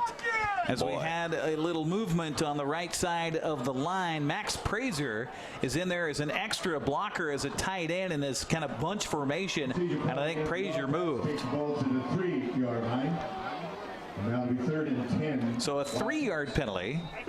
Well, you keep having it, you'll never get in your own end zone. Third handoff, and across the 5, across the 10, out to the 15-yard line. And how about that? What a beautiful move. They pick up a first down. Does Eastmont on the carry by Carson Talley out to the 17-yard line. Carson Talley, the ball carrier for Wildcats. He just turned on the speed. He's a tough guy. Lowers his head a little bit. You're not supposed to do that, but you know what I'm saying. Lowers his shoulders. Yes. And a nice, tough run. 11-yard gain for Carson Talley. Eastmont likes to run that ball over the right side. Well, you got Tony Ortega out there, Carson Payne out there, and Andrew Snyder, your center.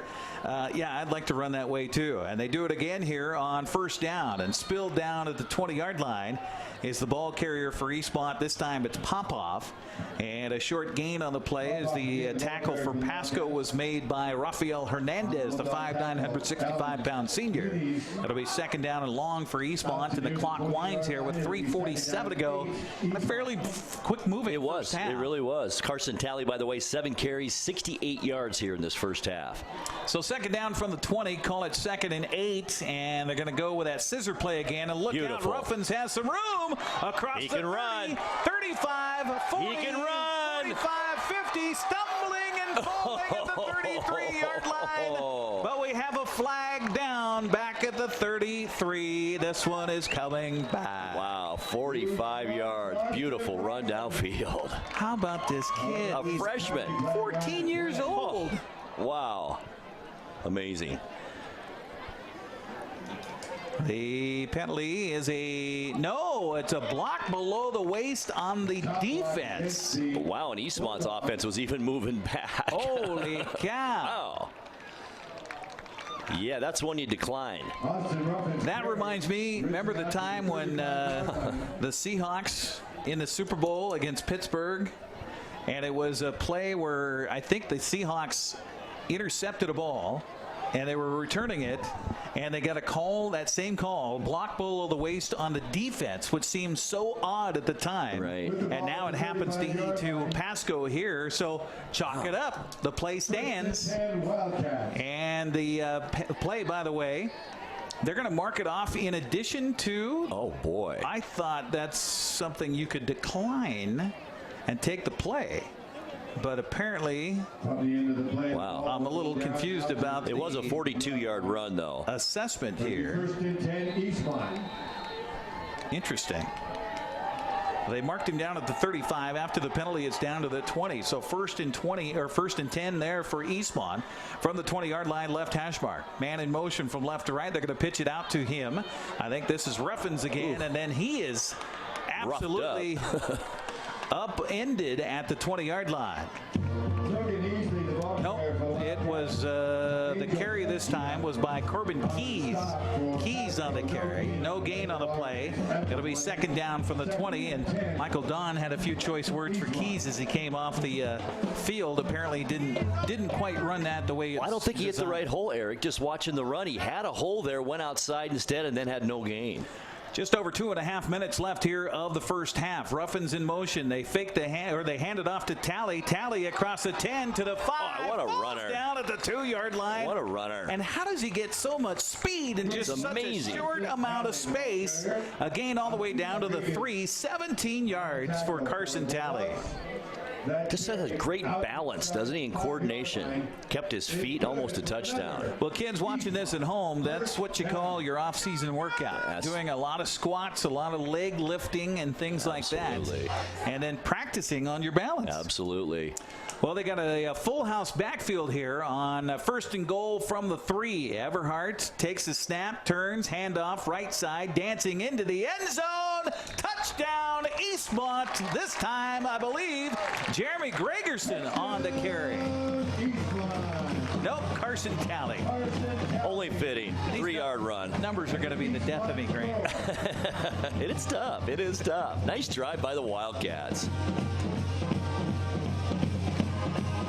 Well, Well, the Wildcats are an extra point away from extending the lead to 20 points with 2:13 to go here in the first half. Mago is out to try the extra point. The snap is back, the spot down, the kick away, and it is good. We'll take a 60-second break and come back.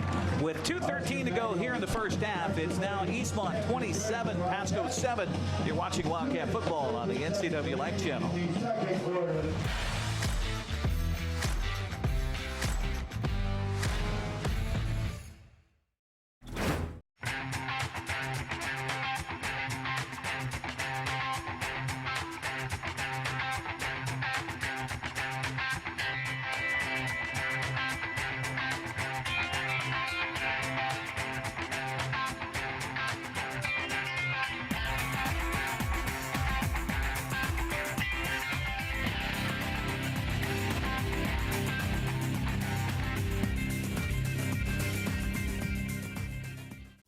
Hi there, it's Les Schwab Tires. You know, we've been helping keep folks safe on the road around here since 1952.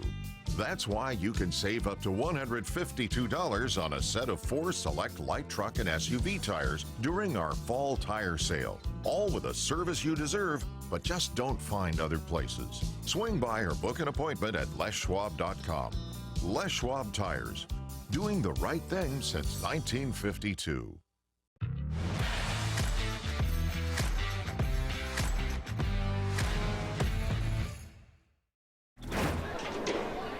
After the 10-play, 97-yard drive capped off by a tally 3-yard touchdown run, the ensuing kickoff will sail into the end zone, and Pasco will be happy to bring it out to the 20-yard line. With 2:13 to go here in the first half of play, well, if you're Coach Michael Don, you get the ball back not how you want it after a penalty on a kick. You get the ball back at your own 3-yard line. They tried to be conservative, but they just were able to run the football all over the place. They're just so dominant up front and have such superior athletes really at the skill positions. And Tally is having a great half. We'll get to that at halftime at almost 100 yards already in the first half for Tally alone. So Eastmont's doing their damage on the ground. So Pasco scored, Wilson scored last week right before the end of the half against Eastmont. That's something they don't want to give up here. It's just a long garbage play with 2:13 to go. Reyes has the Bulldogs out, first down and 10. He's going to hand it off, and the ball around the right side. Ball came loose and then picked up by Pasco. But I think they're going to say the runner is down. Yeah, Sergio Avina again with the carry for the Bulldogs. It will be a positive play of just 2 yards.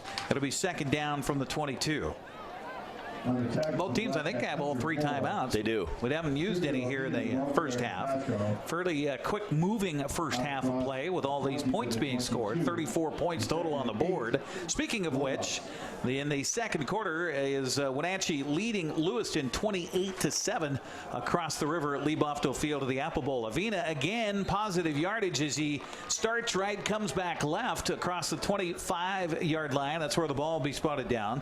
So it'll be a third down. If you're Eastmont, do you start using timeouts to get the ball back? I would. I really would, Eric. I don't know. What do you think? Yeah, I mean, you kind of got the momentum here. Another score would be awfully sweet going into halftime. Absolutely.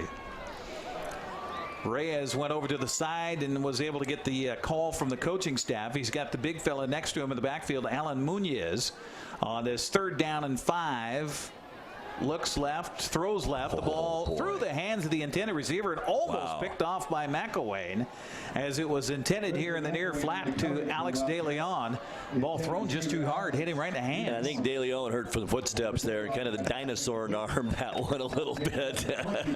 Well, McElwain already has a touchdown here tonight. He's back at the 45 of Eastmont, ready to return this punt. McElwain with a touchdown return of 45 yards on a punt already here tonight.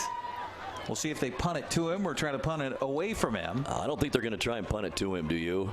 Unless it's a mistake, maybe. Yeah, just under a minute to go. 59 seconds left here in the first half. The clock stopped on the incomplete pass, and now we got flags and whistles as it's going to be a delay of game whistled against the offense. And, well, you can see that out at midfield if your punter's pretty good, but you definitely don't want that in your own end. Now McElwain will be inside Pasco territory to receive this punt.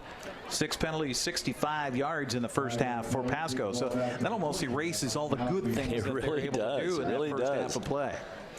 So a would-be punting situation here. We'll see if Eastmont pins the ears back and tries to get pressure on the punter, who is their quarterback as well, Armani Reyes. So you always got to keep that in the back of your mind on a 4th and 10. Low snap. Got the ball away, almost blocked. McElwain's going to let it bounce, picks it up at his own 49 to the 45-40 on the far sideline. Got a big block over there, but a flag's going to be thrown, as I think they're going to say that was an illegal block by Eastmont, and now some pushing and shoving going after the play as well. No love lost between these two teams. No, there isn't, because it goes back to that old rivalry we talked about, right, in the pregame, that played each other a lot in the old days. But boy, that block looked fine to me, but I was watching him. It was a hard block. It was. But will the officials say it was a helmet-to-helmet blow? That could be it right there. But to me, it looked like a football block. Yeah. Well, while we wait for the officials to figure it out, we'll remind you our broadcast tonight brought to you by Highlander Golf Course and Grill. Call the Pro Shop to schedule your time of the Full Swing S4 widescreen golf simulators at 884-4653. Plan your next tournament or event today at Highlander Golf Course and Grill. That number again, 884-4653. The officials still talking it over here. The teams have gone to their respective sidelines. Broadcast also brought to you by Town Toyota, your automotive home to quality and reliability in North Central Washington. As our referee comes out, and that signal, I don't know. I don't either. Fists together in front of his chest. And it was whistled against Eastmont. Helmet-to-helmet contact against the... There you go. Helmet to helmet, okay. So that'll be 15 yards from the end of the play, I believe. It doesn't go back to where the kickoff or the punt was returned, does it? No, it's a 15-yard penalty from the play. Another nice return for McElwain, too. It's too bad. Well, Eastmont still has time here with 46 seconds left in the half. Not the field position they wanted, but it's not bad at the 50-yard line. So, Eric, 5 minutes, 30 seconds left in the second quarter now. And Wenatchee 35, Lewiston 7. Wow. So the Panthers bouncing back from their loss a week ago that we broadcast live here on the NCWLIFE channel, falling to Mount Si 26-16. In that one right until the fourth quarter. Eastmont taking care of business here so far tonight, 27-7 with 46 ticks left. Carson Everett hasn't had to throw it too much tonight, but it looks like he will here. Rolling to his right, throwing out the flat. The ball is underthrown to Logan Easley and incomplete. Everhart 0 for 4 now in this game. No completions yet. Well, his footwork doesn't look to be the best right now. No, it doesn't. Honestly. He doesn't look confident throwing the ball, or even... He had room to run and set up his feet and then throw the ball, but he threw, I think, off of his back foot. I agree. While he was floating through the air, and that's going to affect your... Takes away the arm strength. It really does. Yeah, it does, and your trajectory and the accuracy. So 2nd down and 10 for Eastmont. Ball at midfield with 41 seconds left. Still time to do something, and still all 3 timeouts for the Wildcats. Snap is back, fake the handoff, throw out the flat, and again, incomplete, trying to get it to Popoff. It'll be 3rd down and 10. Trying to show Pasco maybe before halftime. We have a pass game, too, so don't think we're just going to run on you the second half. We can throw it, but nothing successful yet. 0 for 5 now in passing. 3rd down and 10, and now a flag going to come out, and this is going to be, I think, unsportsmanlike against Pasco. And the back judge here is none too thrilled with Angel Valencia for Pasco. And Valencia going to the far sideline, being met by one of his coaches over there. And unsportsmanlike conduct is the call. I didn't see the thumb, so he wasn't ejected, but he certainly is getting a coaching lesson over there on the far sideline about keeping your cool. But boy, how this could hurt your team, though. Not only is it a first down for Eastmont, it's now at the 35-yard line. 7 penalties and 80 yards against Pasco in this one. So first down from the 35. You had 3rd and 10. That's right. And Eastmont didn't look like they've been able to do, well, they haven't done anything in the passing game here. But now New Life from the 35. Everhart rolling to his right, looking downfield, wants to throw to the end zone. Got him. Has a man open. Got him. He caught it. It's a touchdown, Eastmont. 35 yards. Hard to read that number, isn't it, Eric? Oh, it was Logan Easley. I saw that on the reception. I was waiting for the officials to make the indication there, and they finally do. Okay. So Everhart connects on his first completion of the game, and it's for a 35-yard touchdown pass to Logan Easley, who was wide open. And now penalty flags on the extra point. Oh, boy. This has been kind of an interesting first half on the flags against both teams. 5-yard penalty against Eastmont. I think somebody moved up front. On an extra point, that just shouldn't happen.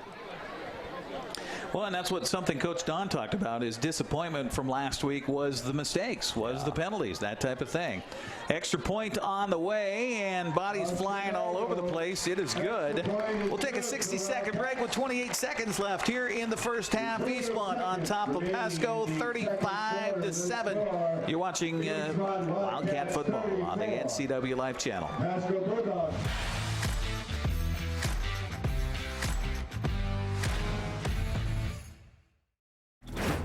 At Town Toyota, we believe in our community, and we're proud to support this broadcast of local sports.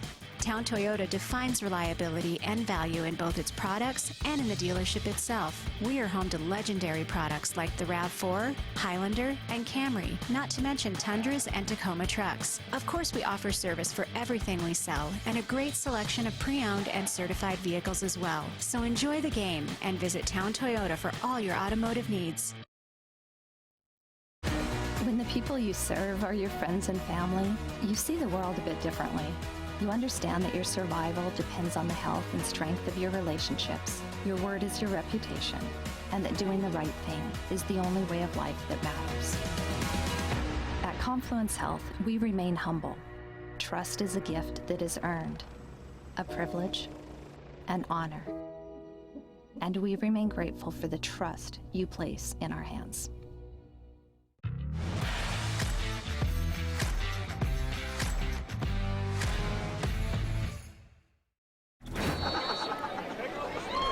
Four plays and 50 yards. Only took 18 seconds off the clock. Big 35-yard touchdown pass from Carson Everhart. The ensuing kickoff taking it to 10 on the return, 20 up the far sideline out to the 25, and that's where it will end. And we have a lot of chippiness happening out here right now. Grant, a little frustration happening now with Pasco, I think. Absolutely. And if you're at Eastmont, you got to just stay out of it. You do. Just get to your sideline, do your assignments, and just get out of That's there. right. Pasco will have the ball. So Pasco ball, and they'll have it at their own 27-yard line. Or 28, and a timeout going to be taken by Michael Dawn. This is a fantastic timeout because he's going to tell his team right now, none of the extracurricular. Play the game. He's telling the whole team right now down there. I think we got a great shot of it too. Yep. And just relax. Just play the game the way it's meant to be played, and don't get into this. We're leading by 27. Exactly. Yeah. Exactly. That's perfect. By the way, I gave the wrong score before we went to break. 34-7 is our score here. I felt like I needed to add an extra point there because the extra point was pushed back. Right. 35-yard pass play from Everhart to Easley. Extra point good. 34-7 our score. Kind of a landslide for Eastmont here in this first half. Score in the second quarter down in Houston tonight. Washington State off to a 2-0 record. They're ranked, 20th in the country right now, taking on the Houston Cougars. Battle of Cougars down in Houston, all tied at 14. How about that? That's a good game right there. Absolutely. Thank you for tuning into our little football game here on the NCWLIFE channel. Our broadcast tonight brought to you by Automoka with visit one of their 6 locations in the Valley, including the only Automoka with inside seating on 5th Street across from the college. What's your Automoka emergency? Well, here goes Pasco again. Let's see if they can get something done before the half. Just a few ticks left. The pass out in the flat to Munoz, and he's got 10 yards and a first down. They'll stop the clock with 14 seconds left to reset the chains. Maybe a timeout taken. No, it's a timeout taken by Eastmont. For Pasco. They carry out to near the 38-yard line. It'll be 2nd and 1 for the Bulldogs. Well, they 2nd and 1 or first down? Yeah, I thought it was a first down. Yeah, absolutely. Got 10 yards on that. Out to the 38-yard line. Pasco at the 38-yard line. It'll be 1st and 10 for the Bulldogs. So Pasco's had plenty of possessions here in this first half. They've been in Eastmont's end a few different occasions. Just don't have a lot to show for it. One big, giant 61-yard bomb pass play on a 3rd and forever. And that's it. Yeah. To show for all of that yardage in the first quarter mostly for the Bulldogs here tonight. So first down and 10, 14 ticks left here in the half. Reyes again back to pass. Wants to chuck it deep downfield. Has a receiver coming open and friendly fire there. 2 Eastmont Wildcats collide. And we have, I thought a flag flew in the backfield. Do I see a flag or not? Incomplete on the pass play. Reyes can wing it downfield. He's got a nice arm. He does. That pass incomplete. Pass intended on the far side over there to Alex De Leon. Couple of Wildcats back in coverage. Boy, that could have been a dangerous play for those Wildcats. It could have. Banged into each other. Second down from the 38 of Pasco. Reyes again could be the last play of the half. Munoz on the little shot over the middle. Nice run. Across midfield into Eastmont territory and down to the 43-yard line. And that will be the final play of the first half. To give him credit where credit's due, that'll be 19 yards on the pass play to the Eastmont 43. But we have reached halftime where the Eastmont Wildcats lead the Pasco Bulldogs 34-17. We'll take a 2-minute break. You're watching Wildcat football tonight here on the NCWLIFE channel.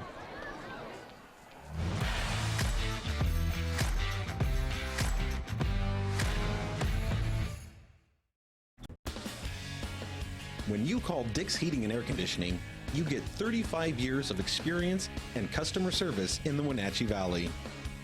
Dick's friendly staff strongly believe in repairing before replacing and service all major brands of HVAC units. Dick's Heating and Air Conditioning is your local, independent, trained comfort specialists, proudly serving all of North Central Washington. Call 884-6444 today.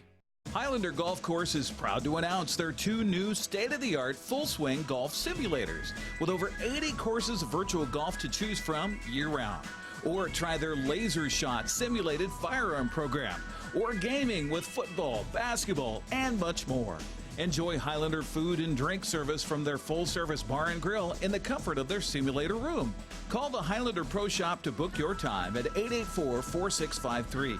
That's 884-4653.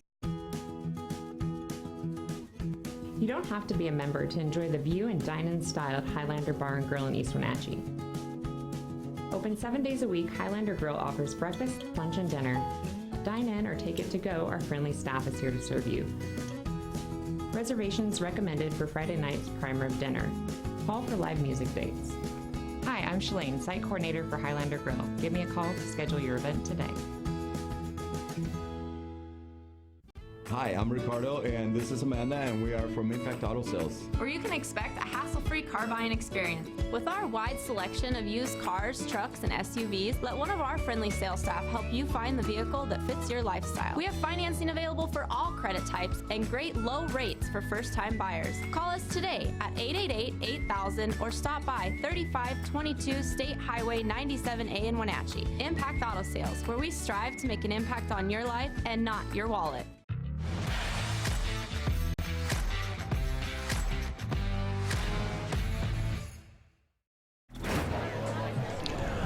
It's halftime here at Eastmont's Wildcat Stadium, where the Eastmont Wildcats lead the Pasco Bulldogs by a score of 34-7.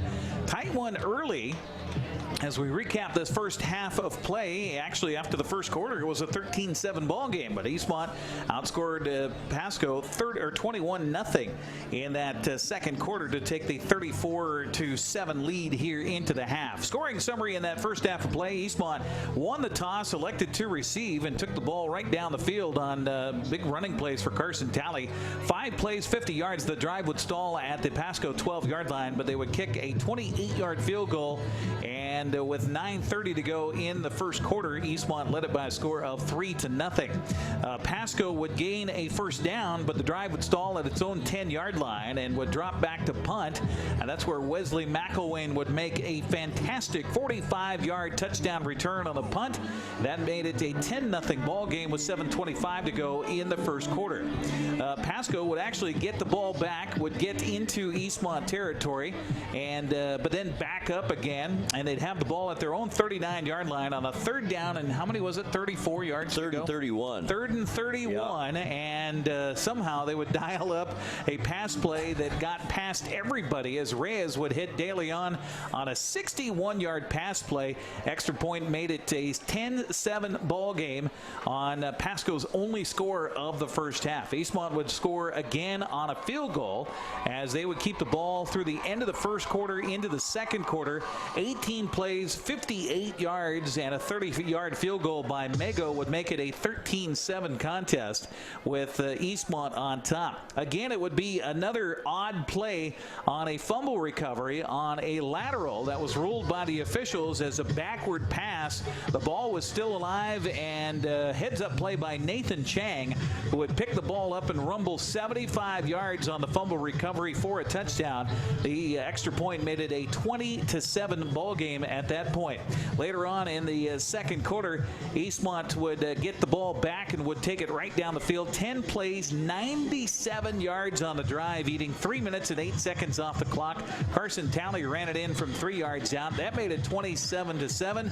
But the Wildcats weren't done yet, as Carson Everhart would take advantage of a big penalty after a play, as, by the way, Pasco penalized 7 times for 80 yards unofficially in that first half. And a big 15-yarder against the Bulldogs put Eastmont in business first at the 35 of the Bulldogs, and Eastmont would score on a 35-yard pass play. I think the only completion of the half for Carson Everhart is he found Logan Easley in the back of the end zone. The extra point made it 34-7, and that's where we are here at halftime as the cheerleaders and the band are getting ready to perform here at halftime. We'll take another timeout and come back and talk about the numbers in this one, and it might surprise you despite that number on the scoreboard where Eastmont leads at 34-7. We're back with more at Wildcat Stadium after this 2-minute timeout on the NCWLIFE channel.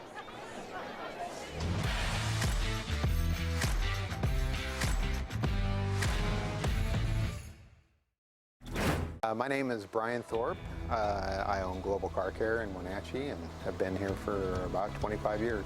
Brian started Global Car Care as Brian's automotive alternative on Orondo Street. Some customers were following Brian since Brian's automotive time. No, we're just grateful to be part of this community. This is where I grew up. We want to do our part to be a valuable part of this community. We want to thank you for trusting our business for 25 years. At Harvest Valley Pest Control, we know you are committed to making your home and business a healthy and pest-free place. Hi, I'm David. Give us a call and we'll give you a firm price over the phone and schedule a time that works for you.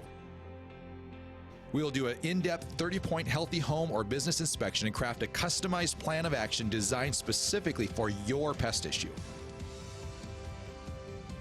Give us a call or visit our website today. Dick's Heating and Air Conditioning has been proudly serving the Wenatchee Valley for over 35 years. And just as Dick's has been there for you, they have also been an essential part of our community, supporting local youth sports all year long and your Wenatchee Wild. Thanks for your support. Dick's Heating and Air Conditioning for all your support. Thank you. Dick's Heating and Air Conditioning, your local, independent, trained comfort specialist. Call 884-6444 today. What's your Automocha emergency? It's a Frappuccino mocha with whip. The espresso shakes are my most favorite because I can get any flavor. Peanut butter chocolate for pita. Definitely espresso shakes. My favorite is the mocha pepitas. A peach Red Bull.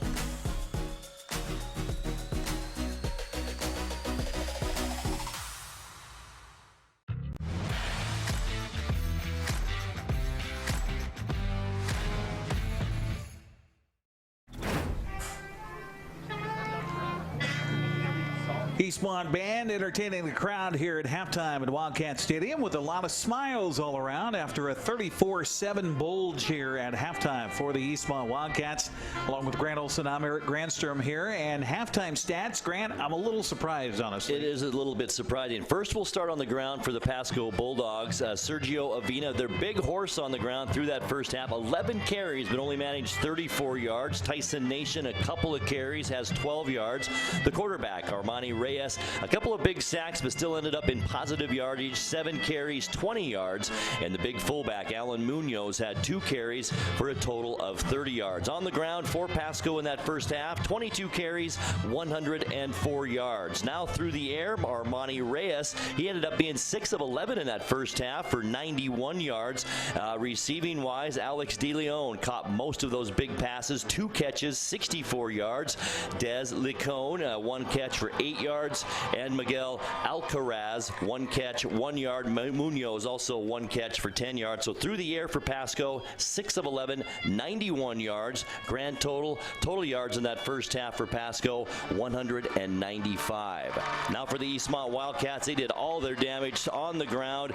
Austin Ruffins, 3 carries, 50 yards in that first half. Austin Popoff, 3 carries, 8 yards. Carson Talley, the big runner in that first half, 9 carries, 89 yards for the Wildcats. Carson Everhart had 1 carry for 8 yards, and Corbin Keys, 2 carries, 7 yards. The Wildcats, 18 rushes, 162 yards on the ground in that first half. And through the air, boy, not much to talk about. 1 of 6 for Carson Everhart for 35 yards. Logan Easley caught that pass, so 35 yards through the air.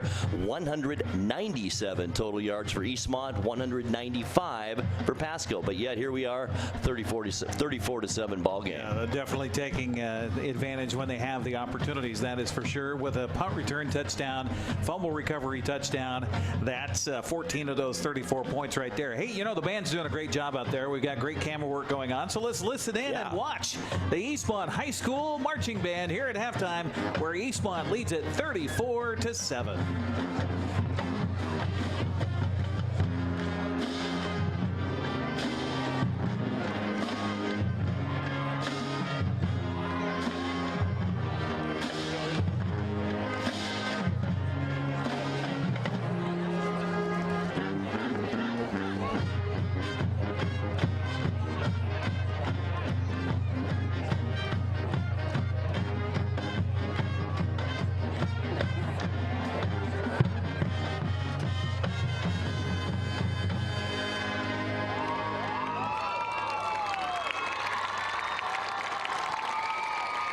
Well, there you go. A little bit of the Eastmont High School Marching Band here at halftime, where the Eastmont Wildcats lead this one by a score of 34-7 over the Pasco Bulldogs. We'll take another 2-minute timeout and come back with more as we get ready for the second half action. We'll talk about what might need to be done here for Pasco and what things could be cleaned up for the Eastmont Wildcats. We'll do that when we come back after this 2-minute break. Again, our score at halftime, 34-7, Eastmont leading Pasco. We're back after this.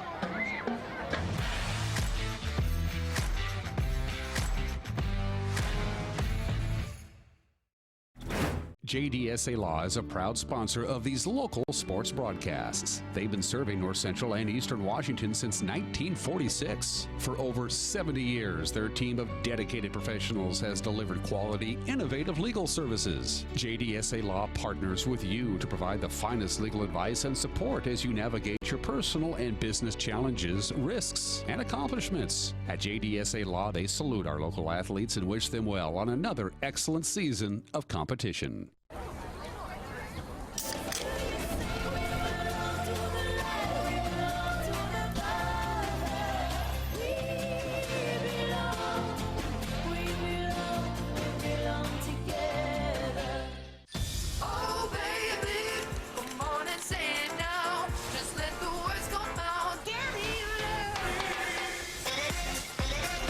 calories, no sweeteners, all smiles. Bubbly sparkling water. Crack a smile.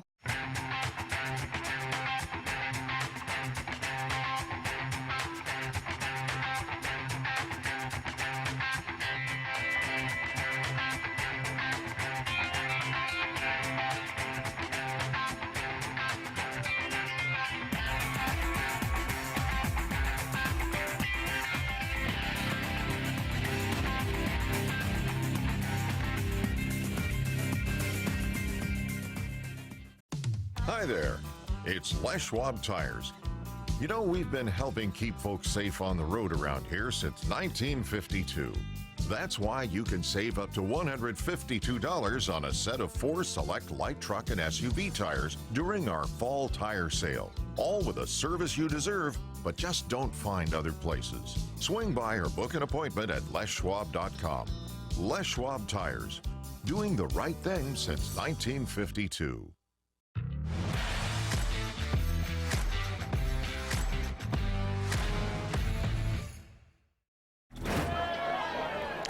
Welcome back once again here to Wildcat Stadium as Pasco is emerging from the locker room, getting ready for the second half in the far left end zone, as it's a 34-7 differential here at halftime between the Bulldogs and the Eastmont Wildcats. Another score to pass along. Wenatchee on top of Lewiston tonight, also in a mismatch, 42-14.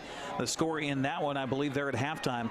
Also, last score we had from Houston tonight, where the Cougars, it's a battle of the Cougars, Washington State and Houston tied at 14 at last check in the second quarter. Also, second period score tonight at Town Toyota Center. It's the home opener for the Wenatchee Wild against the Vernon Vipers.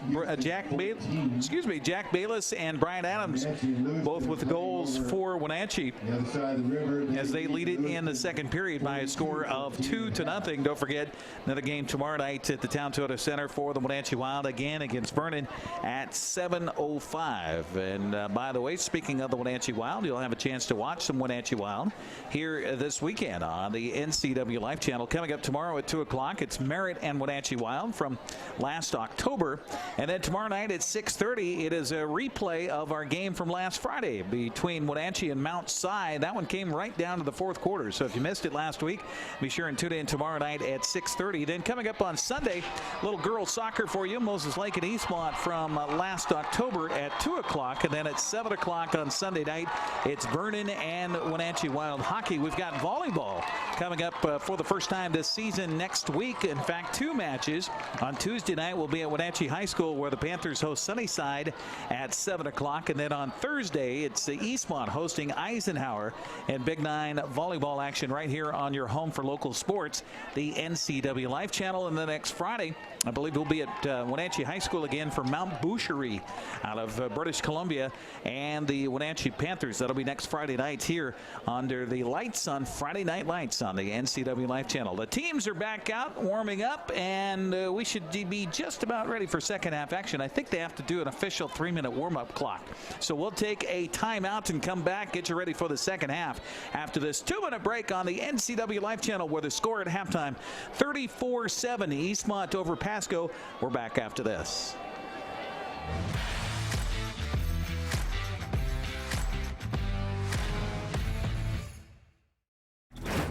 At Town Toyota, we believe in our community, and we're proud to support this broadcast of local sports. Town Toyota defines reliability and value in both its products and in the dealership itself. We are home to legendary products like the RAV4, Highlander, and Camry, not to mention Tundras and Tacoma trucks. Of course, we offer service for everything we sell, and a great selection of pre-owned and certified vehicles as well. So enjoy the game and visit Town Toyota for all your automotive needs. When the people you serve are your friends and family, you see the world a bit differently. You understand that your survival depends on the health and strength of your relationships. Your word is your reputation, and that doing the right thing is the only way of life that matters. At Confluence Health, we remain humble. Trust is a gift that is earned, a privilege, an honor. And we remain grateful for the trust you place in our hands. When you call Dick's Heating and Air Conditioning, you get 35 years of experience and customer service in the Wenatchee Valley.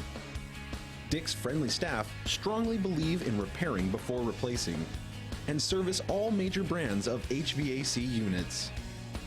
Dick's Heating and Air Conditioning is your local, independent, trained comfort specialists, proudly serving all of North Central Washington. Call 884-6444 today. Highlander Golf Course is proud to announce their 2 new state-of-the-art full-swing golf simulators with over 80 courses of virtual golf to choose from year-round. Or try their Laser Shot simulated firearm program, or gaming with football, basketball, and much more. Enjoy Highlander food and drink service from their full-service bar and grill in the comfort of their simulator room. Call the Highlander Pro Shop to book your time at 884-4653. That's 884-4653.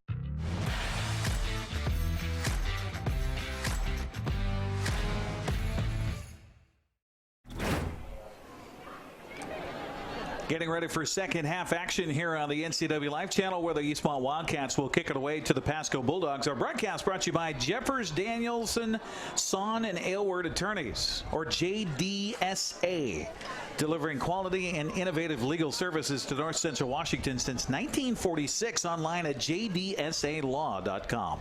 Also by Weinstein Beverage Company, a family-owned business proud to support local high school teams. Find them on Facebook. Follow them on Instagram. They're on the web too at weinsteinbeverage.com. Along with Grant Olson, I'm Eric Grandstrom. Well, if you're the Pasco coaching staff, Grant, what do you say to your team at halftime? Well, you know, they're going to have to go through the air. That's where they had kind of their success. They're not going to run inside. They did have success running outside, but they've got to put it up in the air, and they've got to stop the run by Eastmont. I know it's easier said than done. They're undersized kind of on the line, both lines of scrimmage, so it's a tough uphill battle for Pasco here, but you know what? They did put some drives together in that first half. They just had a series of unfortunate events, as the movie is called, for Pasco in that first half. If you're Coach Michael Don, I think they brought the captains out on the field, which they do after halftime to discuss, but I think the officials probably went to all those captains and said, look, we don't want to fight here in this second half. Right. And, you know, if you're Eastmont, I'd start putting the ball in the air. I'd work on that part of my game a little bit. Obviously, they can run against this team. You may mix that in as well, but start throwing the ball just a little bit more and give Everhart some confidence going into the next game.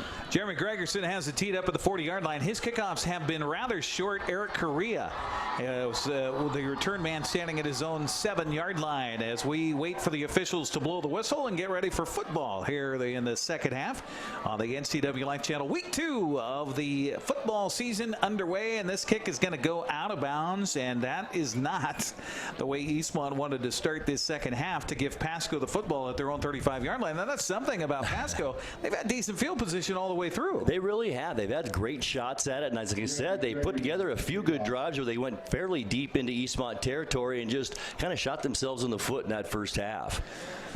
Again, the offensive line for Pasco is Nick Gutierrez, Adam Cardone, Will Jess, Troy Valise, and Damian Silva. The wideouts, Alex De Leon, Miguel Alcaraz, Eric Correa, and Dez Licon. Only one catch in that first half. I know, one catch, yes. He had, 7 catches and 130 some odd yards a week ago.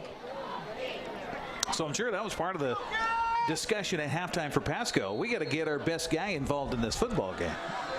But give credit to Eastmont. They've done a good job of shutting him down. I think they're trying to. It's just Eastmont's doing a great job. Wesley McElwain is the man guarding Licon right now, as they'll swap sides of the field with the wideout. Miguel Alcaraz going up to the wide side.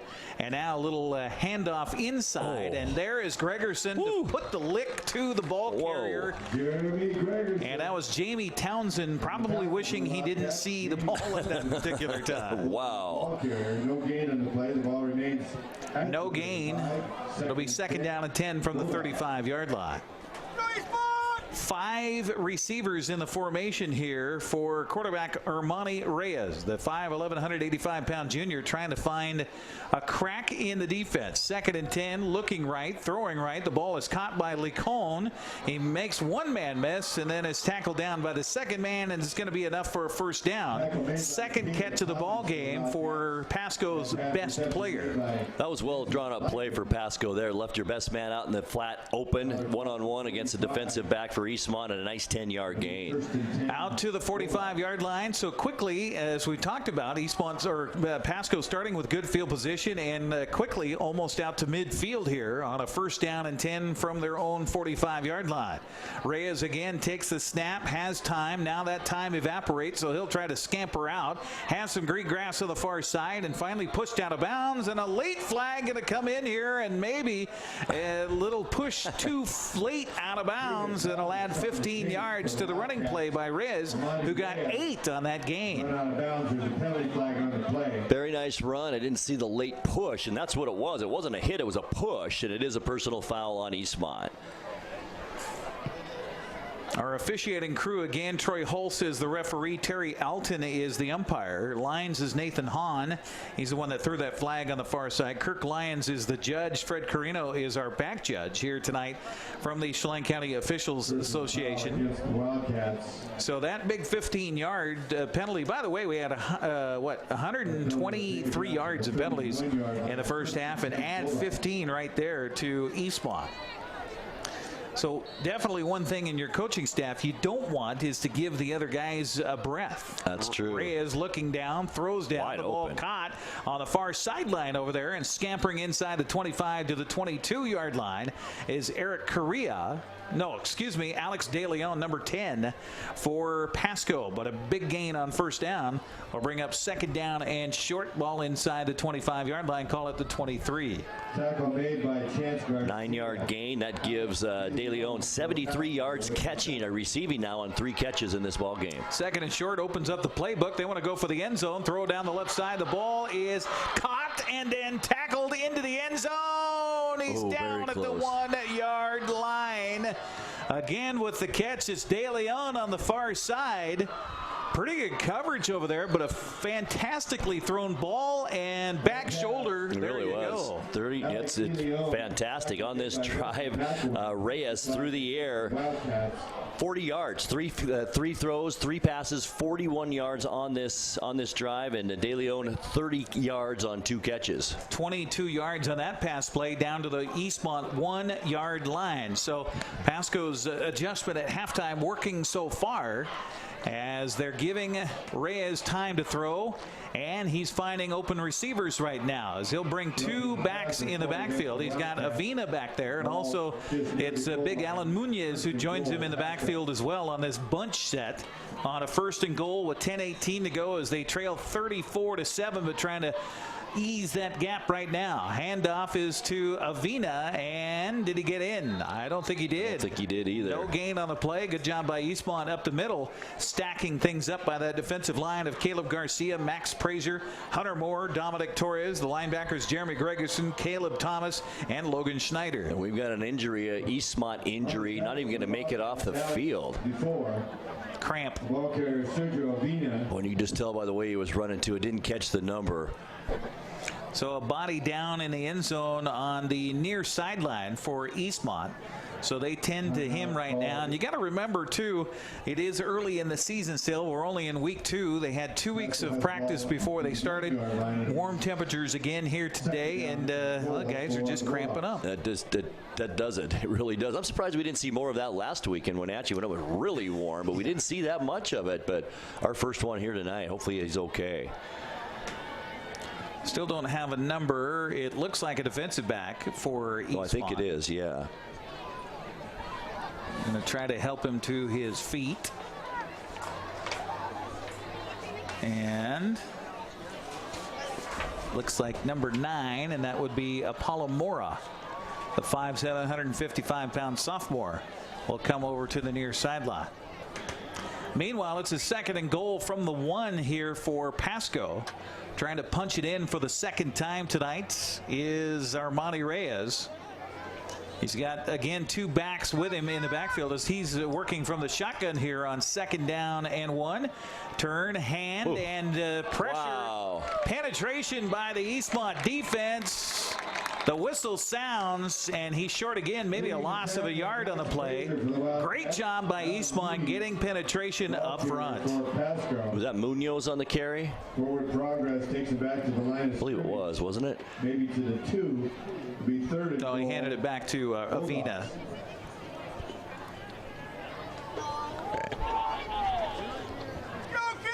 Good D up front. Boy, they're just...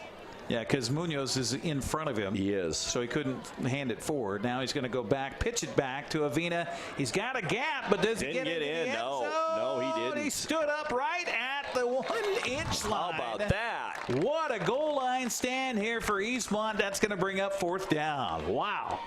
They are doing a fantastic job up front. They're using that size advantage, too, and they're athletic, especially in the backfield, coming up and making that stop. So here we go. Obviously, you go for it if you're Pasco, because you're down 34-7. And if you don't get it, you're going to put Eastmont in a perilous position right at their own goal line. A 4th down situation here as he'll put Munoz to his left.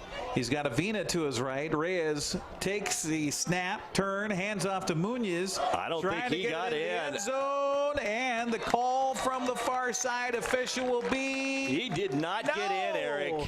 He is short. What a goal line stand for Eastmont on 4 consecutive plays when they had it 1st and goal at the 1-yard line. 4 plays to Avino. I've got him for 1 yard in those 4 carries, but he couldn't have. As you said, they're on the 1-yard line. So no yards, 4 carries for Avino on that series. And that will go over on downs to Eastmont. And wow, what a goal line stand. Our broadcast tonight brought to you by Harvest Valley Pest Control. You can rest assured Harvest Valley Pest Control uses kid and pet safe material around your home or office. Call today for your free estimate. So Eastmont, in the shadow of its own goal, will get it 1st down and 10 at its own 1 with 8:22 to go here in the 3rd quarter. So a long drive for Pasco. A handoff in the backfield, and he barely got out of the end zone. Did Eastmont's ball carrier that time. And boy, I got to use the binoculars from where I sit. Austin Popoff, the ball carrier. Popoff. Made by Isaiah Arline for Pasco. Well, looked to me like it was Tally that got up from the bottom of that stack. But we'll go with Papa, since our lovely PA announcer, Pat, said it was. Then we'll go with Pat on that one. As it's 2nd down, they got the ball out to the 2, just a yard gain on that one. 2nd down and 9 for the Wildcats. Full house backfield, again, handoff, and I think this is Tally. And, man, he barely got back to the line of scrimmage. No gain on the play. It'll be 3rd down and 9 from the 2-yard line. That's one thing. Okay, thanks, defense, for making a great stop and not giving up any points, but you just made our job awfully tough here offensively. Coach Don wants timeout. And he will get that timeout. We'll keep it right here. Our broadcast tonight brought to you by Dick's Heating and Air Conditioning, your comfort trained specialist, specializing in commercial and residential HVAC systems. Online at DicksHeatingWenatchee.com. Also by Global Car Care, a quality auto repair facility with highly trained technicians celebrating 25 years in the car care business. They speak your car's language at 1840 North Wenatchee Avenue. With Grant Olson, I'm Eric Grandstrom here on the NCWLIFE channel. Score at halftime for Wenatchee, leading Lewiston 42-14. It's 34-7 here.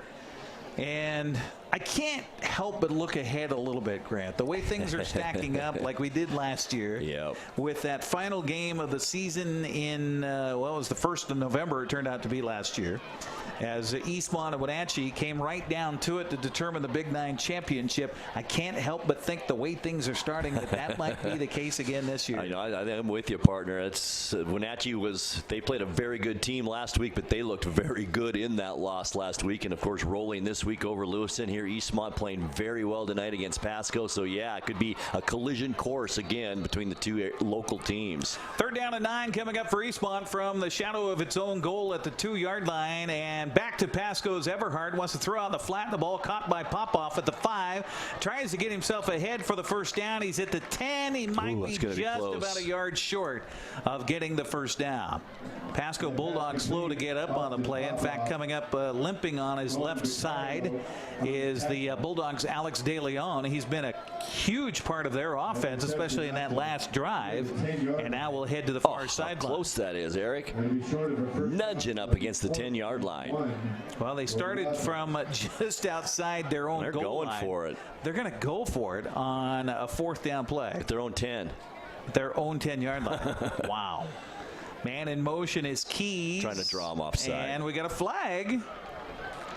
I think it's going to be against the offense here. Dead ball, false start, offense, 5-yard penalty, and Change of that'll back them plans. up. Yeah. Good idea. Yes, it's all about the execution. 9 penalties and 63 yards on the night for Eastmont unofficially. We've already eaten up half of this third quarter. We have. And 1 drive by Pasco, and now Eastmont facing a 4th down and 5, and they're missing a body, so they reach to the bench and tell Hunter Rule to get out there. So Hunter comes out, and it looks like he's going to punt it. It's going to give Pasco some nice field position. So Hunter Rule will stand just inside his own goal line. This is where it's so important to get a good pass from center, which, by the way, is the quarterback, Carson Everhard. A high, short, knuckling punt will hit at the 29-yard line, take a sideways bounce, and that will be great field position for Pasco after a short punt, as it's just, 18 yards? Yep. Excuse me, 18 yards on the punt. Downs the ball for the Eastmont. And no return. So the Bulldogs have got to feel pretty good. Boy, they have had their opportunities tonight. They really have, and none as good as that last possession. First down on the 1-yard line. So after Eastmont got the ball on a 4-play stop at the 1-yard line, now Pasco back on offense. Reyes with time, throws down over the middle. The ball is caught by Licon, and he's down at the 10-yard line, and a flag comes out. We might have another helmet-to-helmet contact at the end of the play, or a face mask. On the team tackle, Jeremy Gregerson, along with Chance Garcia. That pass complete to... Drive started at the Eastmont 28-yard line, and the play is good for 18 yards to the 10, and then half the distance going to be rolled on top of that. So it'll be first and down from the 5-yard line, 10 penalties and 68 yards. So again, coaching moments when you look at the film on this one. It's a long way from being over, Grant. It is. It really is. Armani Reyes, by the way, this half, 4 of 4, 48 yards. So first down and goal from the 5. We'll see if Pasco can dial up something successful this time around. Turn, handoff, Avina dancing to his left, and then pile driven down at about the 3-yard line as the linebacking crew for Eastmont comes swarming again, and a Wildcat comes up a little bit gimpy after the tackle on the play. Jeremy Gregerson, who is going to need an ice bath and a hot tub after this one. Absolutely, and a hot water bottle. Second down and goal coming up from the 3. Ball left hash mark as Reyes trying to get his Bulldogs into the end zone. Pressure comes, gets away from it, slides towards the end zone, and he's in. Touchdown. A run from 3 yards out by Reyes, and Pasco's on the board again here in the second half. It's 34-13. Touchdown. Really nice play, really nice drive. It was a short one, albeit, for Pasco, but they showed me something there. Nice pass play over the middle to start that possession off, and they look confident now all of a sudden, don't they? And that's the first time I think they've gone over the middle on a pass play this entire game. So here we come with the extra point, as Francisco Valley will kick the extra point. It is a line drive through, and it is good. We'll take a 60-second break and come back. 5:19 to go here in the third. It's Eastmont 34, Pasco 14. You're watching Wildcat football on the NCWLIFE channel. In the third quarter, the score.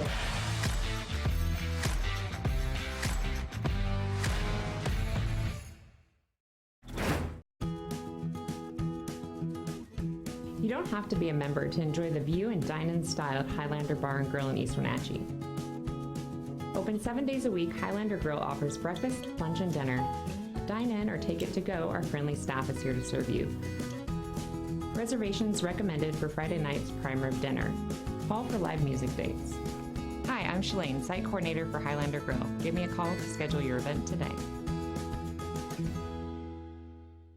Hi, I'm Ricardo, and this is Amanda, and we are from Impact Auto Sales. Where you can expect a hassle-free car buying experience. With our wide selection of used cars, trucks, and SUVs, let one of our friendly sales staff help you find the vehicle that fits your lifestyle. Football tonight here on the NCWLIFE channel with Grant Olson. I'm Eric Grandstrom as Pasco has struck first here in the second half as we close in on the end of the third quarter on a 4-play, 28-yard drive, 40 seconds off the clock. Reyes from 3 yards out runs it in. The extra point makes it a 34-14 game.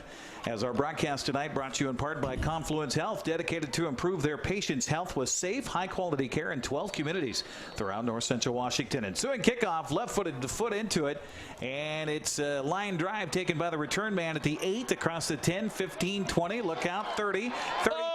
Flag comes in. And a flag comes in. Unfortunately, going to wipe away a fantastic kickoff return for Eastmont by Corbin Keys, but it's coming back. This is the same refereeing crew we had last week, isn't it? It is. I hate to bring this up, but in large part, yes, it is. Wow.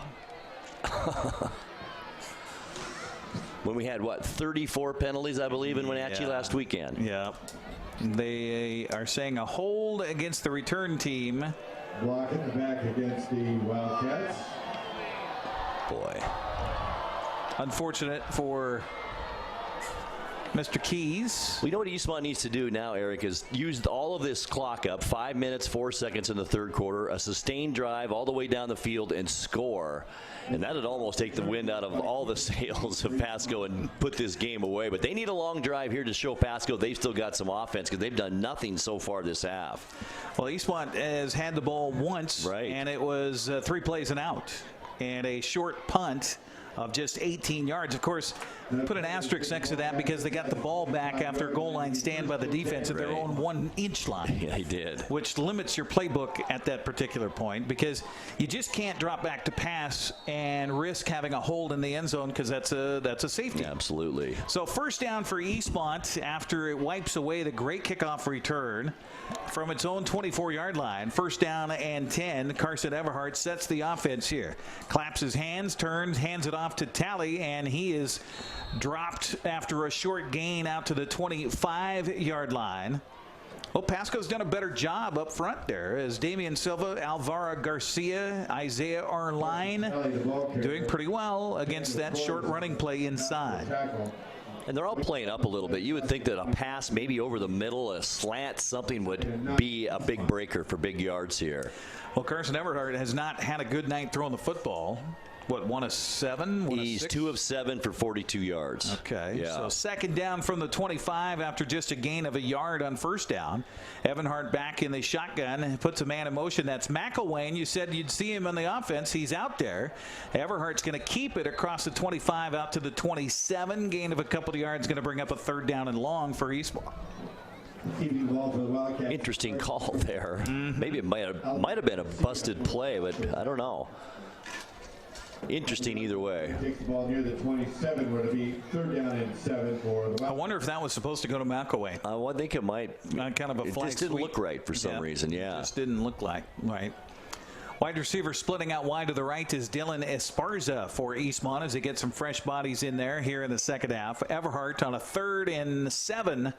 Back to pass, looks over the middle, has some pressure. Now will float one down the near sideline. And he's got it. Caught by McElwain at the 20, at the 10, and he is into the end zone on a 73-yard touchdown play. Oh, how about that?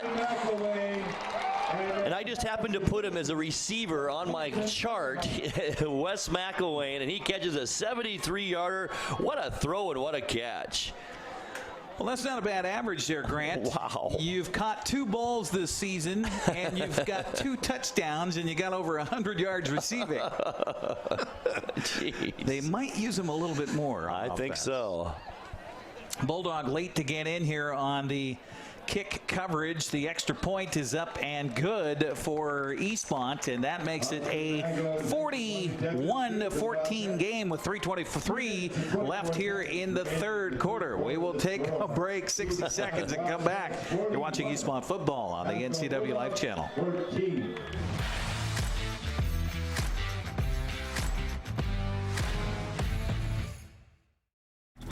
My name is Brian Thorpe. I own Global Car Care in Wenatchee and have been here for about 25 years.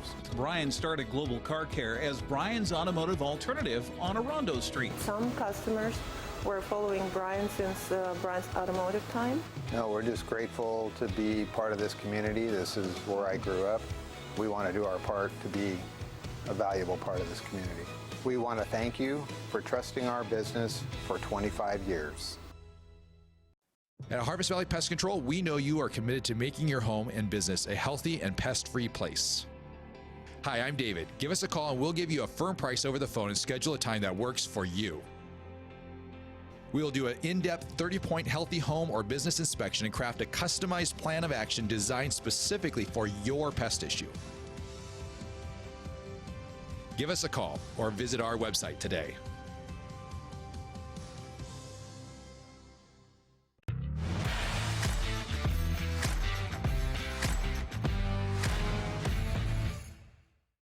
Welcome back to Wildcat Stadium. Along with Grant Olson, I'm Eric Grandstrom. Eastmont Wildcats lead by a score of 41-14 after the 73-yard bomb to McElwain from Everhart. And McElwain's just got to be out there, I think, all the time. He's one of those players, Eric, that's got kind of the Midas touch on the football field. On the defensive side, on the offensive side, running back kicks. It doesn't matter what he does. He's special out there. And we've seen a lot of players like that, but I think he's in that category. It's doing kickoff, taken at the 10 on the return to the 20 at 25. It's Correa out there for, Alex DeLeon out there for Pasco on the kickoff return. Decent return. And the Bulldogs will have it at their own 26-yard line on a first down and 10, and it is 3:19 left on the clock here in the third quarter.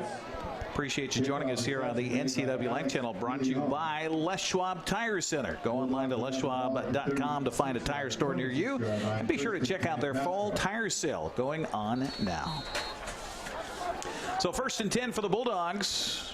Armani Reyes will try to dial up a little more magic here. Looks left, throws left, and the ball throws high, and it's picked off on the far side. The ball picked off by Calvillo. Oscar Calvillo takes it on the return down to the 19-yard line. Eastmont with a first down. First time we've mentioned Calvillo's name tonight, but I was just going to mention that Armani Reyes was 10 of 15, 149 yards up until that point, but now his second interception of the night. Threw it a little too hard, a little too high, and the ball skips off the hands of the receiver right into the awaiting paws of Oscar Calvillo, who says, thank you very much, and he takes it down to the 18-yard line. And so that's where Eastmont will have it. And they can really put this away here, Eric, with a touchdown. 3:09 to go in the third. Eastmont with their third possession of the second half. And Carson Everhart under center this time. Will send a man in motion. That's Ruffins. The pitch a little bit high, but spoiled on the play by Pasco, by Angel Valencia. Nice He's tackle. a young man that had a little extracurricular in the first half, was pulled aside and given a chewing to by his coach, and he comes through with a big play right there and a loss back to the 24-yard line. Boy, about 6 yards on that loss. And I think if Ruffins would have got loose there, he would have got some positive yards, but a nice defensive play. Well, the wingback over there for Eastmont didn't quite help him out with a good block that time around. So second down, call it 15 for Eastmont, or 16, as they send a man in motion. The pitch is to him. That's Corbin Keys. Keys to the 10, to the 5, and into the end zone. Corbin dancing around the outside. Well, he missed out on his touchdown return on the kickoff, but he'll take it here. 6 points on the board for Eastmont on the second play following an interception. 24 yards and a great block on that outside that really sprung Keys over there. I believe it was Popoff with a nice block. He was working hard over there and did a nice job, and that sprung Carson Keys. Corbin. Yeah, there's so many Carsons out here tonight. I could call him Austin, maybe. The extra point on the way by Mego for Eastmont is on the way and good. And just like that, they extend the lead here with 2:20 to go in the third. Eastmont 48, Pasco 14. You're watching Wildcat football on the NCWLIFE channel.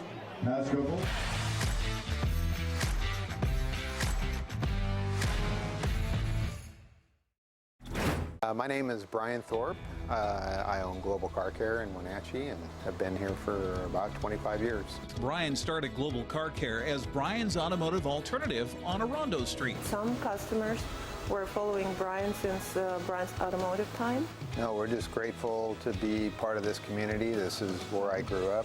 We want to do our part to be a valuable part of this community. We want to thank you for trusting our business for 25 years. At Harvest Valley Pest Control, we know you are committed to making your home and business a healthy and pest-free place. Hi, I'm David. Give us a call and we'll give you a firm price over the phone and schedule a time that works for you. We will do an in-depth 30-point healthy home or business inspection and craft a customized plan of action designed specifically.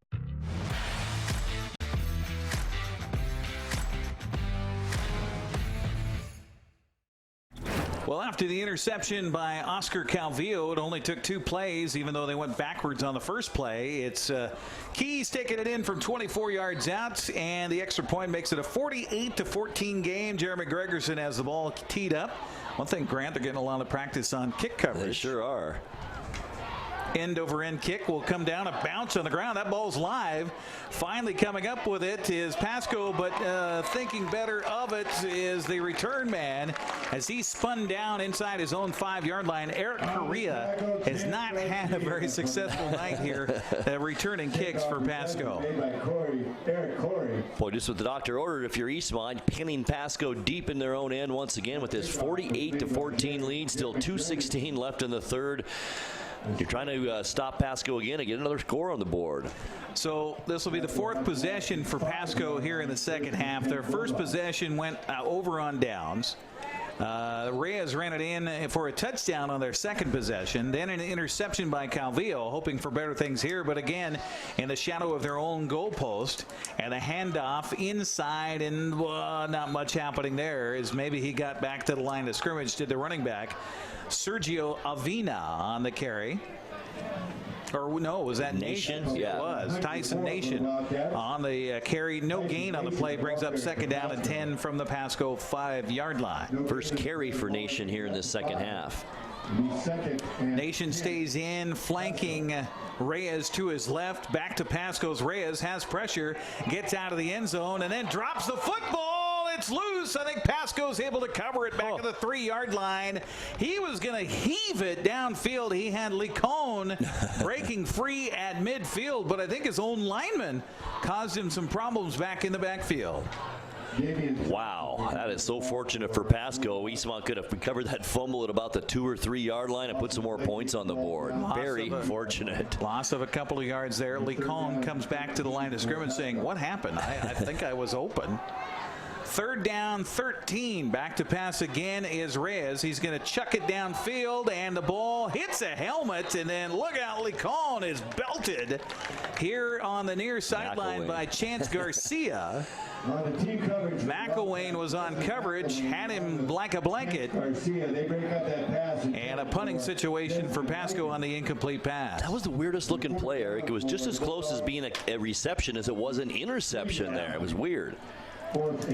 Again, almost friendly fire taking out Eastmont on a pass coverage downfield. So Reyes, the quarterback, also the punter here for the Bulldogs, will drop back in his own end zone deep with 1:05 to go here in the third quarter still, as we've kind of been hung up in this third quarter. Now the snap is back over his head and will go out of the back of the end zone for a safety. We've seen a little bit of everything here tonight. We have. We still have a whole quarter to play. Makes it 50-14 with 1:05 left in the third quarter. Another score, and we've got a running clock here, Eric. Yeah. Yep. You get a 40-point lead, and they, in the second half, run a running clock. A minute and 5 seconds remaining in the third quarter. The score now. I didn't see what happened there, other than the snap was just... It almost looked like it was on purpose. It was weird. The punter just stood there and watched it fly over his head. Of course, at that point, what can you do? Yeah, exactly. Our broadcast tonight here on the NCWLIFE channel brought to you by BioSports Physical Therapy. Find them online at biosports.net. Open Monday through Friday, 7 a.m. to 7 p.m. And Impact Auto Sales. They strive to impact your life, not your wallet. you can expect a hassle-free car buying experience at Impact Auto Sales in Wenatchee. And we really appreciate all of our sponsors helping us out to bring you these broadcasts here on the NCWLIFE channel.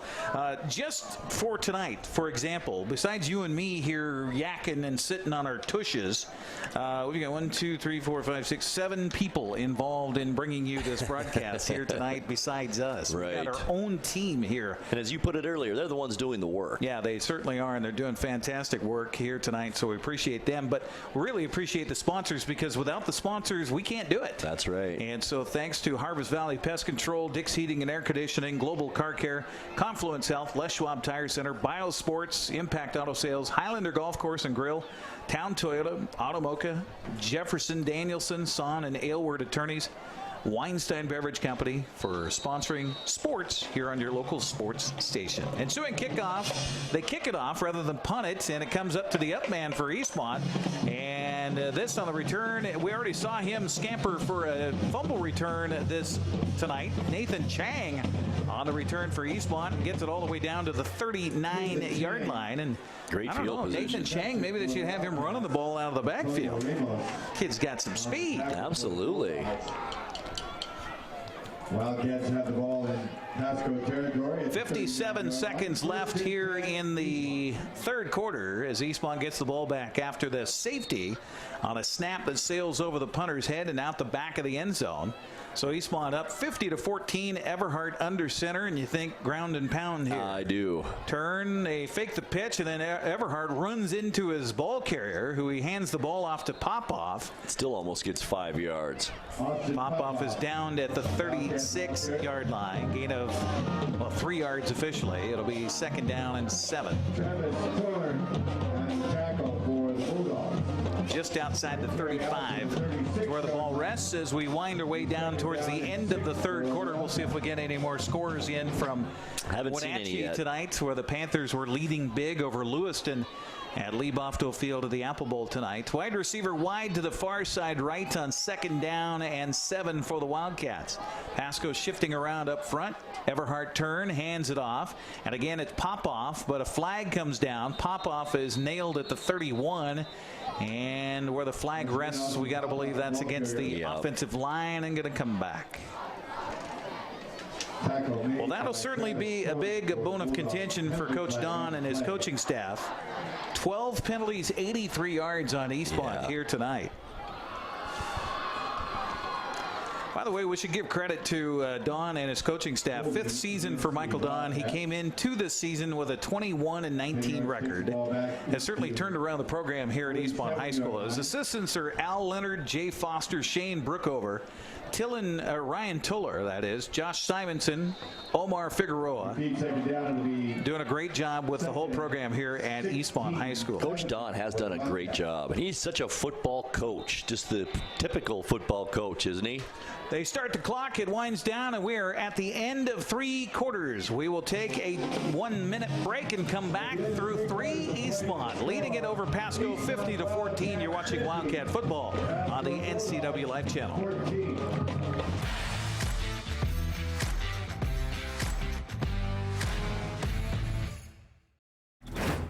Hi, I'm Ricardo, and this is Amanda, and we are from Impact Auto Sales. Where you can expect a hassle-free car buying experience. With our wide selection of used cars, trucks, and SUVs, let one of our friendly sales staff help you find the vehicle that fits your lifestyle. We have financing available for all credit types and great low rates for first-time buyers. Call us today at 888-8000 or stop by 3522 State Highway 97A in Wenatchee. Impact Auto Sales, where we strive to make an impact on your life and not your wallet. Dick's Heating and Air Conditioning has been proudly serving the Wenatchee Valley for over 35 years. And just as Dick's has been there for you, they have also been an essential part of our community, supporting local youth sports all year long and your Wenatchee Wild. Thanks for your support. Dick's Heating and Air Conditioning for all your support. Thank you. Dick's Heating and Air Conditioning, your local, independent, trained comfort specialist. Call 884-6444 today. Well, here we go to start the fourth quarter. It'll be second down and long coming up for the Wildcats at the Pasco 47-yard line, and the little scissor play inside is going to be sniffed out nicely. as it was Popoff that got the first handoff, and then he hands it off to Ruffins, and Ruffins is ridden down to the 44-yard line. Going to be third and about 14, 15 yards coming up for Eastmont. Haven't heard Ruffin's name in a while. A loss of 6 earlier in this half, and this is his first carry since then. But they have so many running backs. They're so stacked at that position, aren't they? Certainly are. 50-14 our score. Eastmont in control of this one and just trying to get maybe another score on the board to get a running clock and get the heck out of here, as they'll turn and hand it off to Carson Talley inside, and nothing happening there for Talley as the linebacker Nathaniel Torres comes up with the stop for Pasco, brings up 4th down for the Wildcats in a punting situation. Makes it a lot harder to run when the defense knows you're running too, so it kind of evens out there. Makes the sure. assignment a lot easier Absolutely. for those defensive linemen as well as the linebackers for Pasco. Coming out to punt the ball away for Eastmont is Hunter Rule. The 6-foot, 195-pound junior stands at his own 44-yard line. And back to return is Eric Correa, hoping for better luck this time around. It's been kind of an adventure for Correa back there so far here tonight, and we're going to get a delay of game against Eastmont as they want to back it up just a little bit more and try to chew a little bit more time off the clock. That penalty, by the way, is their 13th of the ball game for 88 yards unofficially here tonight. Hey, we got a score from the third period at the Town Toyota Center tonight with 7.5 minutes remaining in the third. The Wild trying to hang on to this one and win their home opener to improve to 3-0 on the season. They lead Vernon right now 2-1 in the third. A high spiraling kick will come down towards Correa, take a Eastmont bounce all the way inside the 5, down at the 1 Wow, how about that? Line. How about that? Perfect. That was perfect. That punt for the Wildcats made by Hunter Rule. How about a 47-yard punt and no return? Well, Grant, when things are going your way, they seem to. You know, it's true. It's so true. Way. Yes. That's not even at the 1-yard line. It's about the half-yard line. 10:15 left here in the fourth quarter as Pasco gets it. Again, Pasco to start this second half had success moving the football. They get a ball in the end zone, but they just could not follow up on that, and all the bounces seem to go Eastmont's way here in the second half. Once again, shooting themselves in the foot this half. Appreciate you joining us here on NCWLIFE channel on LocalTel channel 12, Charter channel 19, also the stream on our website at ncwlife.com. Handoff to Munoz inside. He gets away from 1 tackle, gets away from 2, and is able to eke his way out to the 5-yard line, gain of 4 yards on first down. Well, it gives them a little breathing room now to kind of run whatever they want to, but boy, you got to get off the shadow of your goal line, and they did there. In the backfield as well as Miguel Alcaraz. They'll send him as a slot man to the far side right here on a second down and about 6 yards to go for the Bulldogs. Back to pass again. Reyes throws out the flat. The ball caught by Munoz across the 10, 15, and then belted hard out of bounds. Coming over for the Wildcats and making a hit and checking his own gear after the fact was Chance Garcia on the big pop. Alan Muniz, ball carry for the Bulldogs. Gain of 13 there. Out to the 18-yard line. So good little pitch and catch to Munoz as Reyes has the Bulldogs again back to the line of scrimmage. Looking right, now coming back left, getting flushed out of the pocket. Fakes like he wants to throw it. There was nobody there, so Eastmont just gathers him up and tosses him down. Logan Schneider helping out on the tackle, along with Max Prazer, who again, it wasn't Prazer that time around for Eastmont. It was number 90, Caleb Garcia, the sophomore, coming through with a stop outside on Reyes. Gain of 3 yards out to the 21-yard line. Make that 22-yard line, so a gain of 4 yards by Reyes on that play. 2nd and 6 coming up for the Bulldogs. Ball left hash mark. Reyes back to pass, fires over the middle. The ball is caught and then absolutely nailed there by Gregerson is Lee Cohn, but they do get a first down out to the 33. 10 yards on that play. Who caught that ball? Lee Cohn. 13. Oh, Lee Cohn. Okay. He's had a few catches here in this second. Yes. 3 for 38 yards here in the second half. Not quite like the production he had a week ago against Hermiston that landed him on the WIAA's Player of the Week honor. Reyes again gets the shotgun snap, getting pressure from behind, and I don't think he's going to get away from the man chasing him. For Eastmont, chasing him down was Hunter Rule. Leading the tackling for the Wildcats, Hunter Moore. And the ball will be spotted down back all the way at the 26-yard line. Give him a sack on that one. Wow. And he just had nowhere to throw the ball downfield. That's a big loss. No, he didn't. Big. Good coverage downfield, you're right. 25-yard line, that'll be second down and 17 for Pasco. Back to pass again. Reyes has the pressure, throws over the middle. The ball caught by Munoz, puts his shoulder down, puts a Wildcat down, and trundles his way to the 45-yard line, and a first down for Pasco. Wow, what a punishing run after the catch by the Bulldogs. 2nd and 17. They get 19 on that play, and a good run by Munoz. This kid's a player. Alan Munoz is 5'9", 185 pounds, and a junior.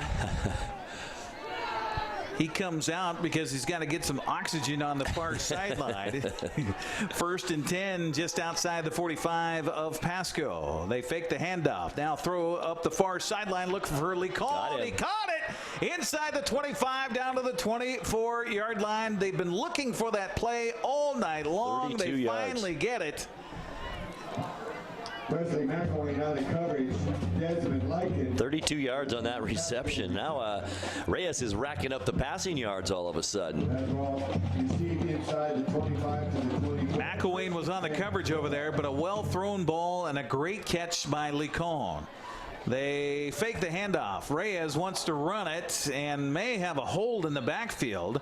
There was a defender that was on the ground, and the offensive lineman was laying on top of him. Meanwhile, Reyes runs by the pile and takes it down to the 19-yard line. Gain of 4 yards.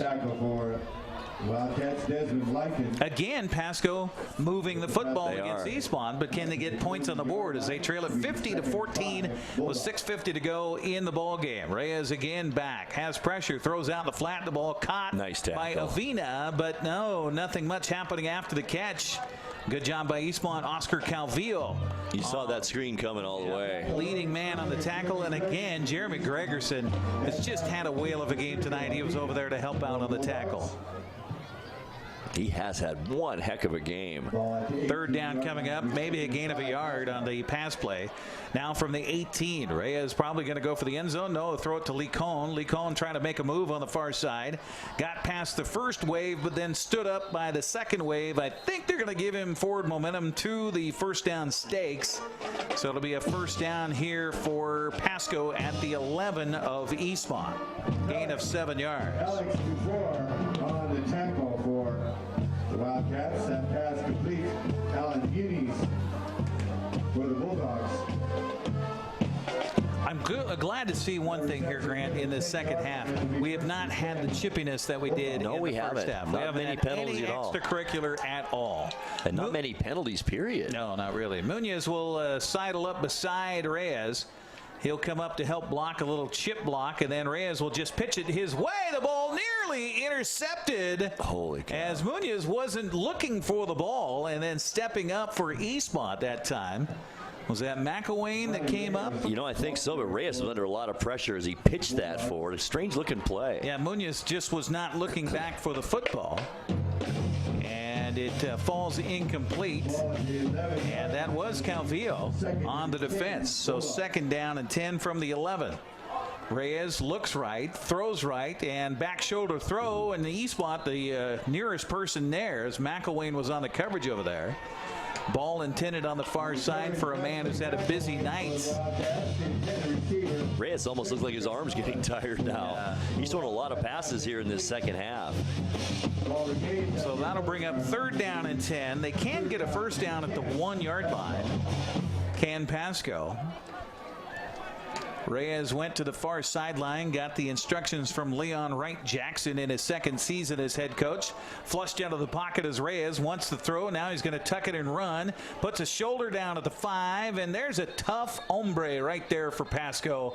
2 guys hit him. He never went down to the ground.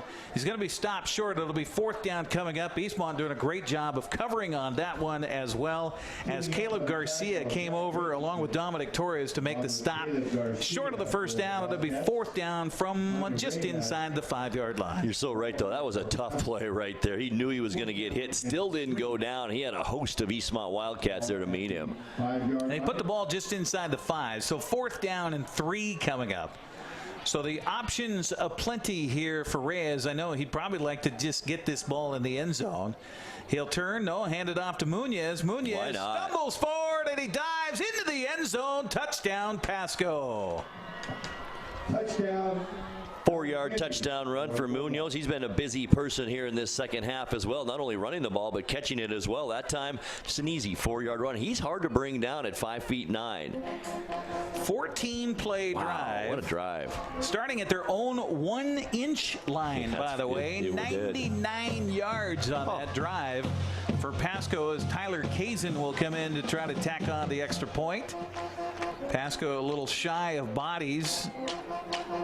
The clock isn't running in the end zone. I think they're keeping the time by the back judge here. Now they got everybody, and it's a high snap again.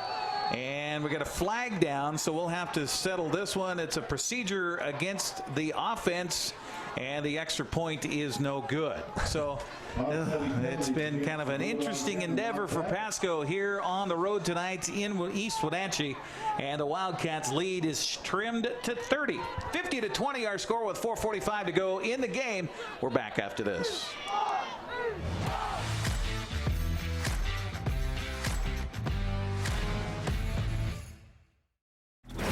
What's your Automocha emergency?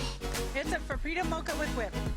The espresso shakes are my most favorite because I can get any flavor. Peanut butter chocolate for pita. Definitely the espresso shakes.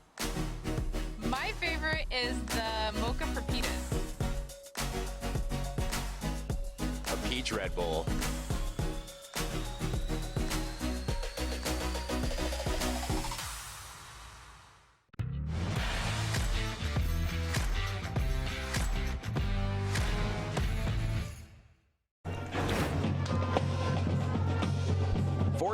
Play 99-yard drive capped off by the 4-yard touchdown run by Munoz, and the extra point no good, makes it a 50-20 game here as we have 4:45 left in regulation.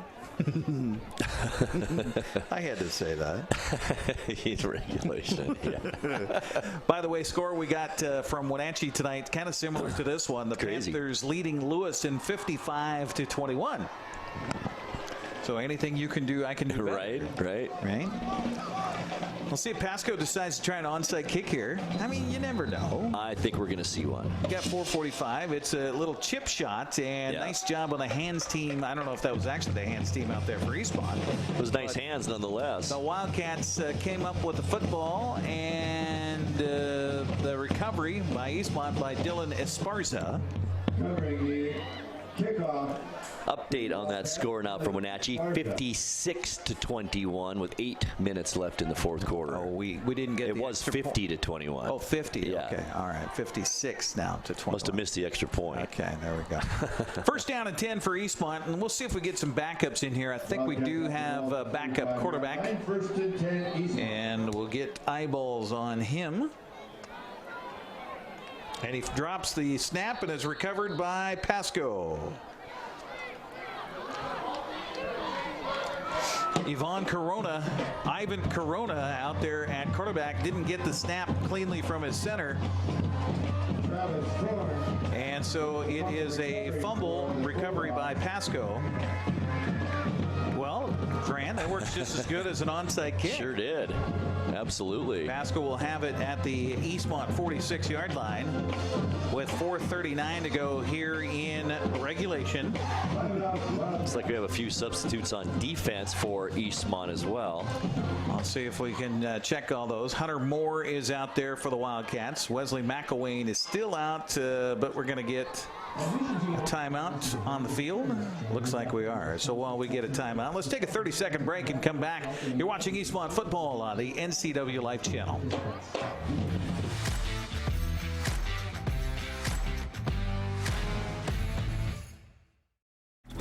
JDSA Law is a proud sponsor of these local sports broadcasts. They've been serving North Central and Eastern Washington since 1946. For over 70 years, their team of dedicated professionals has delivered quality, innovative legal services. JDSA Law partners with you to provide the finest legal advice and support as you navigate your personal and business challenges, risks, and accomplishments. At JDSA Law, they salute our local athletes and wish them well on another excellent season of competition. Well, before we could get play back underway, we got a timeout taken by Eastmont. I think the first timeout was taken by Pasco, and now Eastmont takes the timeout because they couldn't quite get the right personnel out there. Hey, it's a chance for these younger kids to get out and play some varsity football on a Friday night. That is pretty cool. Gotta love that. Yeah, absolutely. Kate Kuski is out in that huddle. We'll try to get the rest of those names for you as well. Here for Eastmont, Dominic Webb is out there defensively, along with Sean Ellie Dye. Also, I see Brooks Travato, Kyle Stentz. Up front, Connor Nolan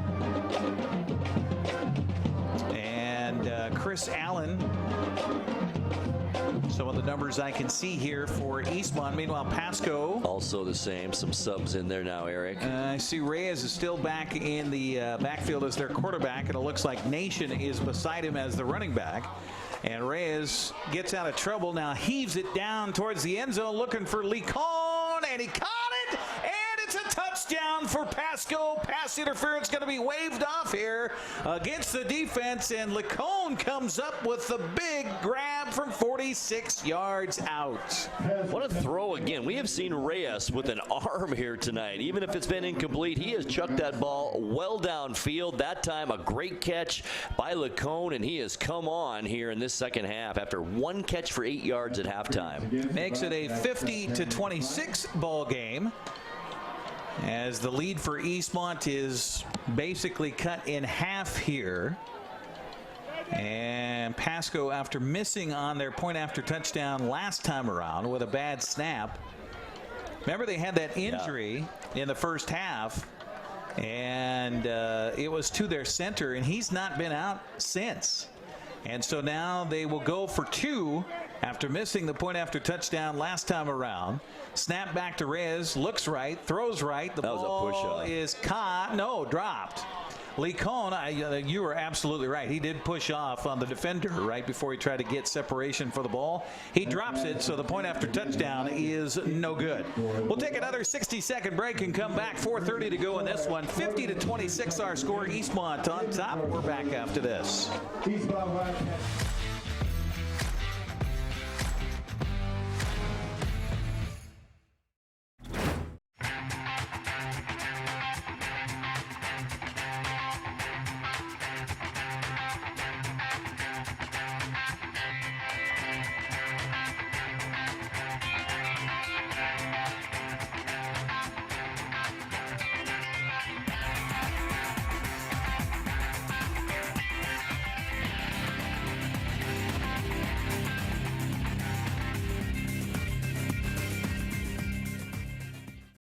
Hi there, it's Les Schwab Tires.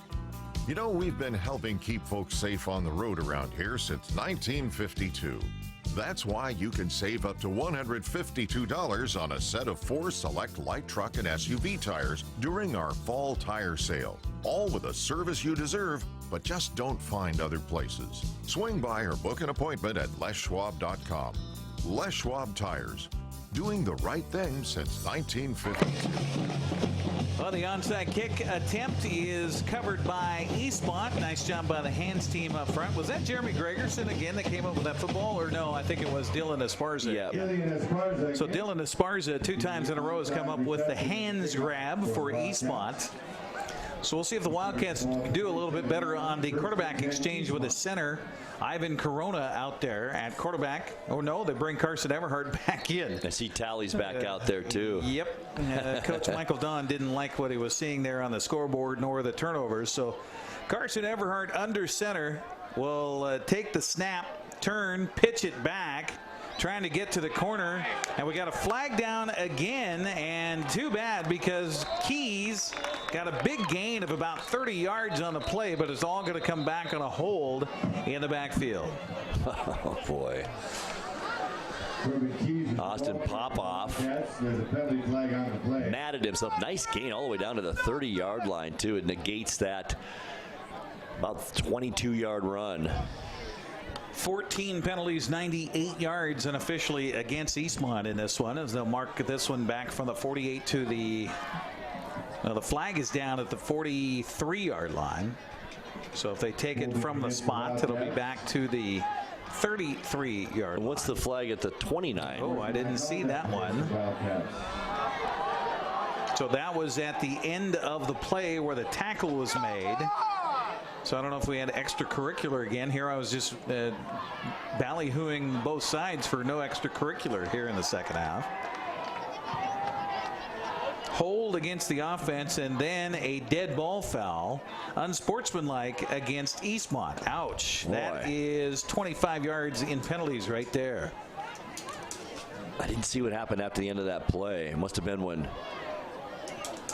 15 penalties, 113 yards against Eastmont. They marked off the 10 yards on the hold, and now they got to go another 15 yards for the unsportsmanlike. So this will take it all the way back to the 18-yard line, if my math is right. Well, Eric, I've seen enough penalties the last 2 weeks to last me the rest of this season. I'm telling you. We're on the verge of another 3-hour game here, and that's really unusual. They put the ball back at the 18-yard line. So first down over again. And back at the 18. They need to get to Pasco's 43 for a first down. 1st and 40. You don't see that very often. Ruffins goes in motion. They fake the pitch to him, and they hand it off, and stumbling through the gap and falling ahead to the 21-yard line is Carson Talley. That was a saving tackle because that was wide open up the middle. Gain of 3 yards for Talley. Adds to his tally on the night. So we're at 9:33 on this Friday evening, Friday the 13th. Hopefully there's not too many tryptodectophobiacs out there. And a full moon. And a full moon, yeah. Well, after being married to a nurse at one point in time in my life, I know that the hospitals tend to be busy on these Friday the 13th, and then you add a full moon to it. Pitch back, and this is Keys again, picking his way up the far sideline, dancing away from bodies, and then finally driven down across the 25 out to about the 27-yard line. I'm telling you, Keys has got some moves. Corbin Keys, a 5'9", 155-pound sophomore. You talk about talent for Eastmont, and the future is bright. It's 3 carries, 30 yards for Keys tonight. Oh, and he's had how many called back? Yeah, he has. Because of holds. He has. They'll put it at the 27, 6 yards on that gain for Keys, and now we got another blowing of the whistle and a timeout taken by Pasco. Well, there's not too many times, Grant, that you get a chance to run plays against another team full speed Friday night. So why not save some time, get your offense the ball back, and give them a chance to run some more of their offense? You know, that's a good point, too. But the thing is, they're out of timeouts now. You're leading, and you're the one that's out of timeout, which is a little bit odd. 2 timeouts still. The timeout was taken by Pasco. Oh, it was by Pasco. Okay. Yeah. But Eastmont still, it shows 0 up there for timeouts. 2 left for Pasco. Yeah. Is that correct? No.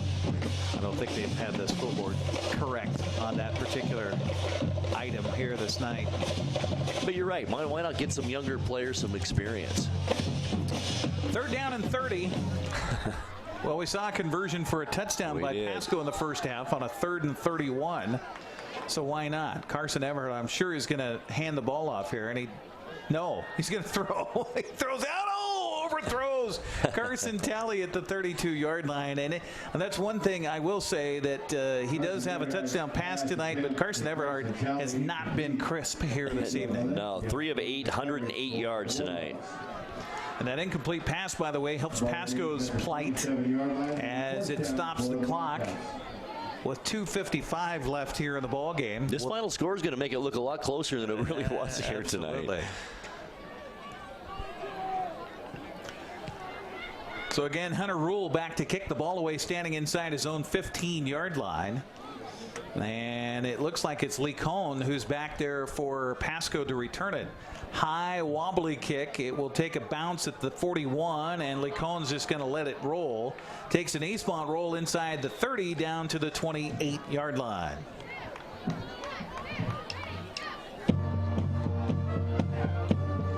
So first down from the 28 for Pasco with 2:45 to go. You know, I can't help, Grant, calling a Pasco game here tonight. My very first high school broadcast was a Pasco at Walla Walla game when I was working in the Tri-Cities, and that would be 1993. 1993. Wow. Yep. Holy cow. A few years ago. Gosh, I guess. I remember some great battles with Pasco in the past. Oh, man, they had a good football program back in the day. They've turned out some NFL players, right, as a matter of fact, from back at that time frame. 1st and 10 for Pasco from its own 28. Reyes still in there, throws out in the flat to Lee Cohn. He dances across the 30 and then is finally tumbled down at the 33-yard line. As the clock will continue to run. Gain of 5 yards on that pass play. 2nd down and 5 coming up for the Bulldogs as they'll quickly get back to the line of scrimmage here. Our broadcast tonight brought to you by Highlander Golf Course and Grill. Call the Pro Shop to schedule your time on the Full Swing S4 widescreen golf simulator at 884-4653. Plan your next tournament or event today.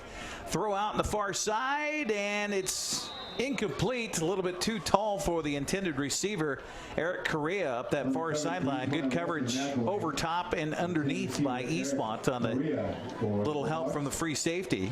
It's only the 3rd incompletion for Reyes in this half, and he has a ton of passes, about 13. So he's 10 of 13 here in this second half. 3rd down and 5 for the Bulldogs. Rivera handing it, Reyes, that is, handing it off to Avina. Maybe a loss of a couple there, huh? I feel like I'm talking about a Purse Fashion Week in Paris. 4th down coming up. Or no, yeah, they do say it was a completion and a 31-yard, so a loss of 2 yards on that.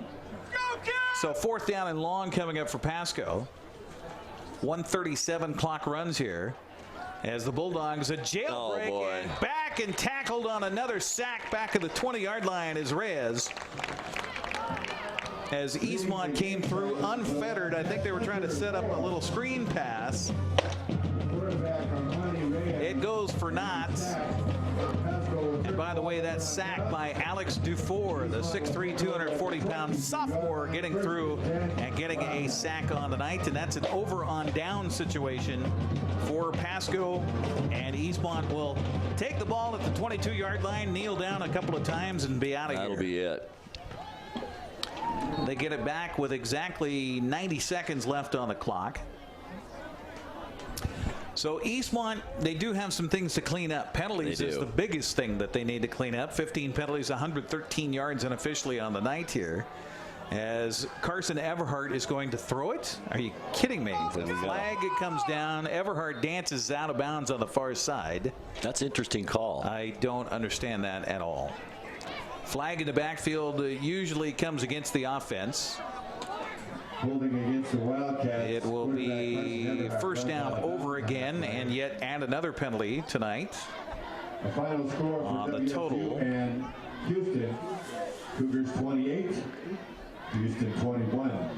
Ooh, that was close. Yeah. So Washington State gets the victory tonight, but not by much. 28-21, the final, as the Cougars improve to 3-0 on the season. Holding against the offense is the penalty. So 123 yards now in penalties tonight for Eastmont. That backs the ball up to the 36 on the spot foul. So first down and 10, or make that 20 some odd yards from there. Everhart under center this time. Will turn and hand it off on that scissor play. And here's Ruffins.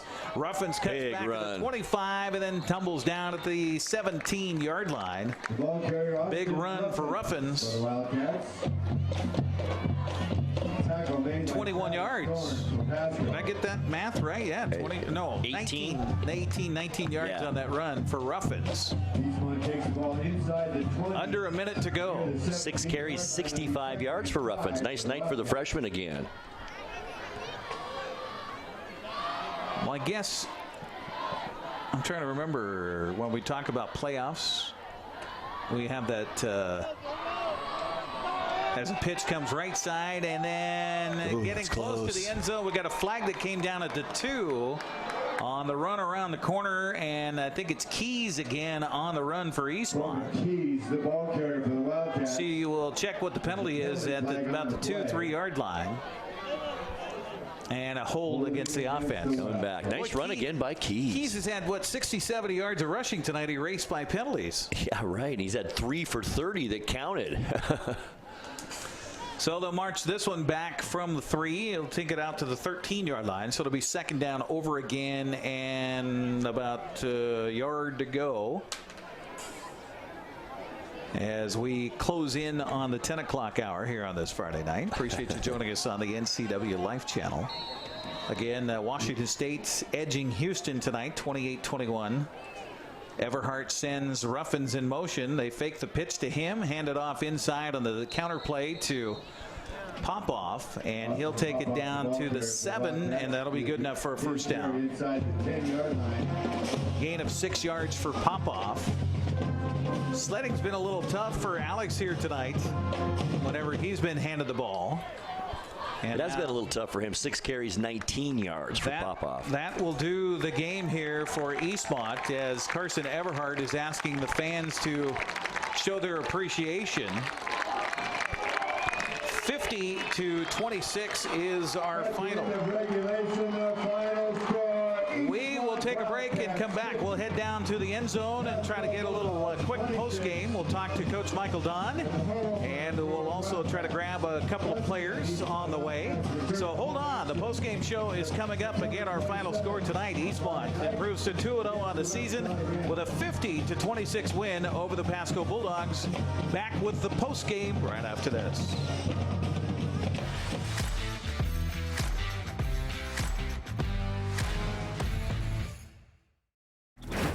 At Town Toyota, we believe in our community, and we're proud to support this broadcast of local sports. Town Toyota defines reliability and value in both its products and in the dealership itself. We are home to legendary products like the RAV4, Highlander, and Camry, not to mention Tundras and Tacoma trucks. Of course, we offer service for everything we sell and a great selection of pre-owned and certified vehicles as well. So enjoy the game and visit Town Toyota for all your automotive needs. When the people you serve are your friends and family, you see the world a bit differently. You understand that your survival depends on the health and strength of your relationships. Your word is your reputation, and that doing the right thing is the only way of life that matters. At Confluence Health, we remain humble. Trust is a gift that is earned, a privilege, an honor. And we remain grateful for the trust you place in our hands. When you call Dick's Heating and Air Conditioning, you get 35 years of experience and customer service in the Wenatchee Valley. Dick's friendly staff strongly believe in repairing before replacing and service all major brands of HVAC units. Dick's Heating and Air Conditioning is your local, independent, trained comfort specialists, proudly serving all of North Central Washington. Call 884-6444 today. Highlander Golf Course is proud to announce their 2 new state-of-the-art full-swing golf simulators with over 80 courses of virtual golf to choose from year-round. Or try their laser shot simulated firearm program, or gaming with football, basketball, and much more. Enjoy Highlander food and drink service from their full-service bar and grill in the comfort of their simulator room. Call the Highlander Pro Shop to book your time at 884-4653. That's 884-4653. You don't have to be a member to enjoy the view and dine-in style at Highlander Bar and Grill in East Wenatchee. Open 7 days a week, Highlander Grill offers breakfast, lunch, and dinner. Dine in or take it to go, our friendly staff is here to serve you. Reservations recommended for Friday night's prime rib dinner. Call for live music dates. Hi, I'm Shalane, site coordinator for Highlander Grill. Give me a call to schedule your event today. My name is Brian Thorpe. I own Global Car Care in Wenatchee and have been here for about 25 years. Brian started Global Car Care as Brian's automotive alternative on Orondo Street. Some customers were following Brian since Brian's automotive time. No, we're just grateful to be part of this community. This is where I grew up. We want to do our part to be a valuable part of this community. We want to thank you for trusting our business for 25 years. At Harvest Valley Pest Control, we know you are committed to making your home and business a healthy and pest-free place.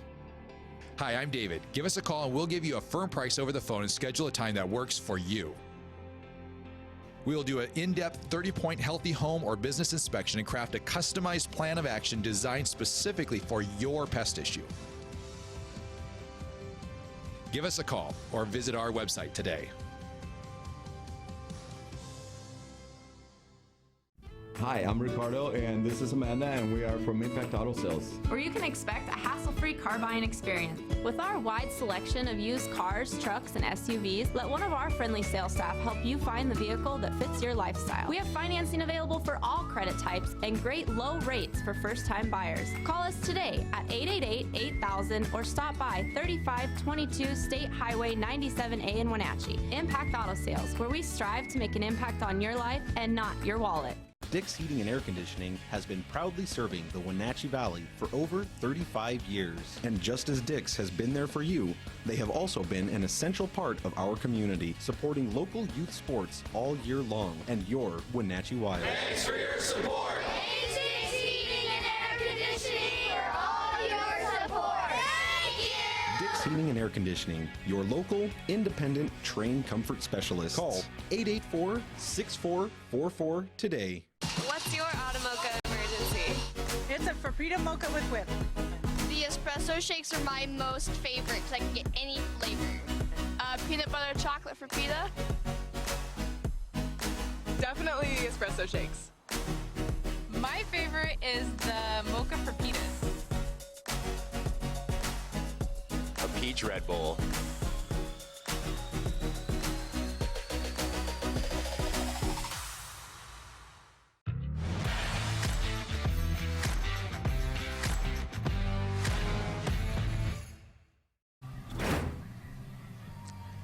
Welcome back here on the postgame show on the NCWLIFE channel, where the Eastmont Wildcats have knocked off the Pasco Bulldogs by a final of 50-26. We've got Wesley McElwain and head coach Michael Don. Coach, I wanted to talk to you first about this one. I know you're not happy about all the penalties tonight, and there's still some things you can improve upon, but I mean, getting a win on a Friday night is not an easy thing, and you guys knock off Pasco 50-26. What's your assessment tonight? You know, winning's always the goal at the end of the day. You're going to come out and win, whether it's ugly, good, or whatever, but I still think we got a lot to clean up. A lot of young guys making mistakes. I'm really disappointed in how we finished. I didn't think we finished very well. I thought we kind of coasted there at the end, started making mental mistakes, and we just got to do a better job of finishing games, getting out of there. But, you know, score 50, score, I think, once or twice on D, once on special teams. Offense was moving the ball all over the place. We just got to clean things up and continue to get better. Talking about that heads-up play for Chance Lang here tonight to pick up that ball that was a lateral ruled by the officials, rumble 75 yards. He's got some speed. Yeah, no, Nathan Chang was. Or Nathan, excuse me. Yeah, that's okay. Nathan Chang, he can fly. He's a sophomore kid he's one of the faster kids in our program. He's not the biggest guy, but he's a really good wrestler, and he's tough. And so he scooped that ball up and took off, and nobody was going to catch him. Talk about this guy over here. He seemed to keep making plays for you. 2 catches now and 2 touchdowns. Big one here for you tonight, and also gets a big punt return. You got to just keep this guy on the field, don't you? Yeah, no, he's special. I mean, he's been doing a great job for us, and we're fortunate enough to where we don't have to play all our guys both ways. We're able to use Wesley in certain situations and take advantage of his playmaking abilities, and we're able to play Carson Payne just a tiny bit on defense when we need to. But we probably played close to 30 guys tonight when the game was within the first half. Guys play a lot, and guys are stepping up, making big plays, and it's nice to be able to just put them in and do some big things with them. All right, we got a couple of guys joining us here on the postgame show. We're going to take a quick break, 30 seconds. We'll get Coach a chance to go talk to his staff and family and friends about the win tonight. We're going to talk to these players next about this one as Eastmont knocks off Pasco 50-26. We'll be back right after this on the postgame show on the NCWLIFE channel.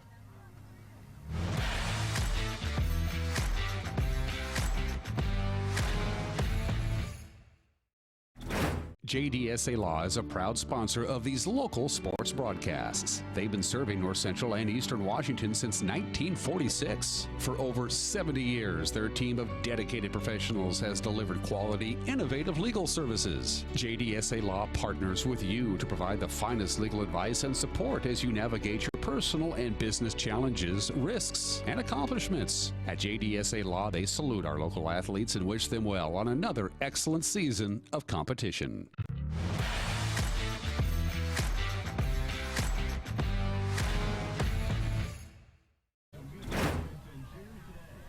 Welcome back once again here on the postgame show. Eric Granstrom with you on the NCWLIFE channel as the Eastmont Wildcats knock off the Pasco Bulldogs. 50-26 is the final. Probably could have even been a bigger margin than that. Wesley McElwain joining us, also Carson Talley. Couple of Carsons, couple of Austins in the backfield. You got in the end zone. Talk about how that felt tonight. Felt great. It was my first one of the season, so special. It felt great. This team didn't give up tonight. Pasco fought you guys tough. There were some chippy moments in that first half. How did you guys kind of settle things down? Towards the middle of the half, our coach brought us all together and said it's not worth it, and it kind of just told us to knock it off and just keep on moving because we got something more to play for than them. So, Wesley McElwain, let's see, 2 catches, over 100 yards receiving, and 2 touchdowns. Are they going to keep giving you the ball offensively here? I think they should. I mean, I hope so. Yeah. I mean, it's a good feeling, Yeah. Talk about that play. Carson Everhart hadn't hit many guys on the night, but you got behind him. He heaves it your way. The guy looked like he missed time to jump a little bit, and you're off to the races. Yeah, me and Carson have played since freshman year, and we just have a special connection. And, yeah, he just trusted me, and I made the play. Now, prior to that, you get a chance for a punt return. We talked about this the other day when we were talking about you're getting into the end zone. You like to pick sixes more. But that was a pretty special punt return touchdown. Tell me about that one. Yeah, that's my first punt return ever. And we were just talking about it yesterday. We haven't had one here in 8 years, so it was pretty special. Well, we just got to start coming up with new things to talk about, and then maybe it happens, huh? Yeah. Pasco fought you guys tough tonight. You knew that was going to be a fight coming in. 50-26, maybe not indicative of how lopsided the game had been at times. You got to be happy with the win, though, right? Yeah, I'm happy, but like Coach Don said, I mean, we won 50-26, but we have a lot to improve on. We made a lot of mistakes, and it's scary what we can do if we clean up those mistakes. Carson Talley, come back in here. I wanted to ask you about you guys going back out on the field. Coach seemed a little bit upset there towards the end of the game. What was said, or can you even tell us what was said? They just we didn't match their intensity, it was really. So we just put us back in, get us down the field more, and get us some more time off the clock. I guess the message is you can never relax, right? Yeah, always got to be ready, even no matter what the circumstance. Well, the Eastmont Wildcats are 2-0 on the season after a victory tonight here over the Pasco Bulldogs. Thank you guys very much for joining us here on the postgame show. Good luck next week. Thank you. And we will join you next week. We're going to be back across the river with Mount Boucherie as they take on the Wenatchee Panthers. The Wenatchee Panthers also victorious here tonight. So who knows how our future will be decided here between these two Big Nine rivals across the river. That's going to do it for our broadcast tonight. On behalf of Grant Olson and our cast of everybody who was involved with this broadcast, which I can't think of them off the top of my head right now, so I'm not going to forget anybody. That'll be it for tonight. We'll join you again next Tuesday and Thursday with volleyball, and then next Friday with more football here on your home for local sports, the NCWLIFE channel. Have a good night, everybody. Thanks for watching High School Sports on the NCWLIFE channel. Tonight's broadcast was brought to you by Harvest Valley Pest Control, Dick's Heating and Air Conditioning, Global Car Care, Confluence Health, Les Schwab Tires, Biosports Physical Therapy, Impact Auto Sales, the Highlander Golf Course and Grill, Town Toyota, Automocha, JDSA Law, and Weinstein Beverage. This concludes today's coverage of high school sports on your home for local sports, the NCWLIFE channel.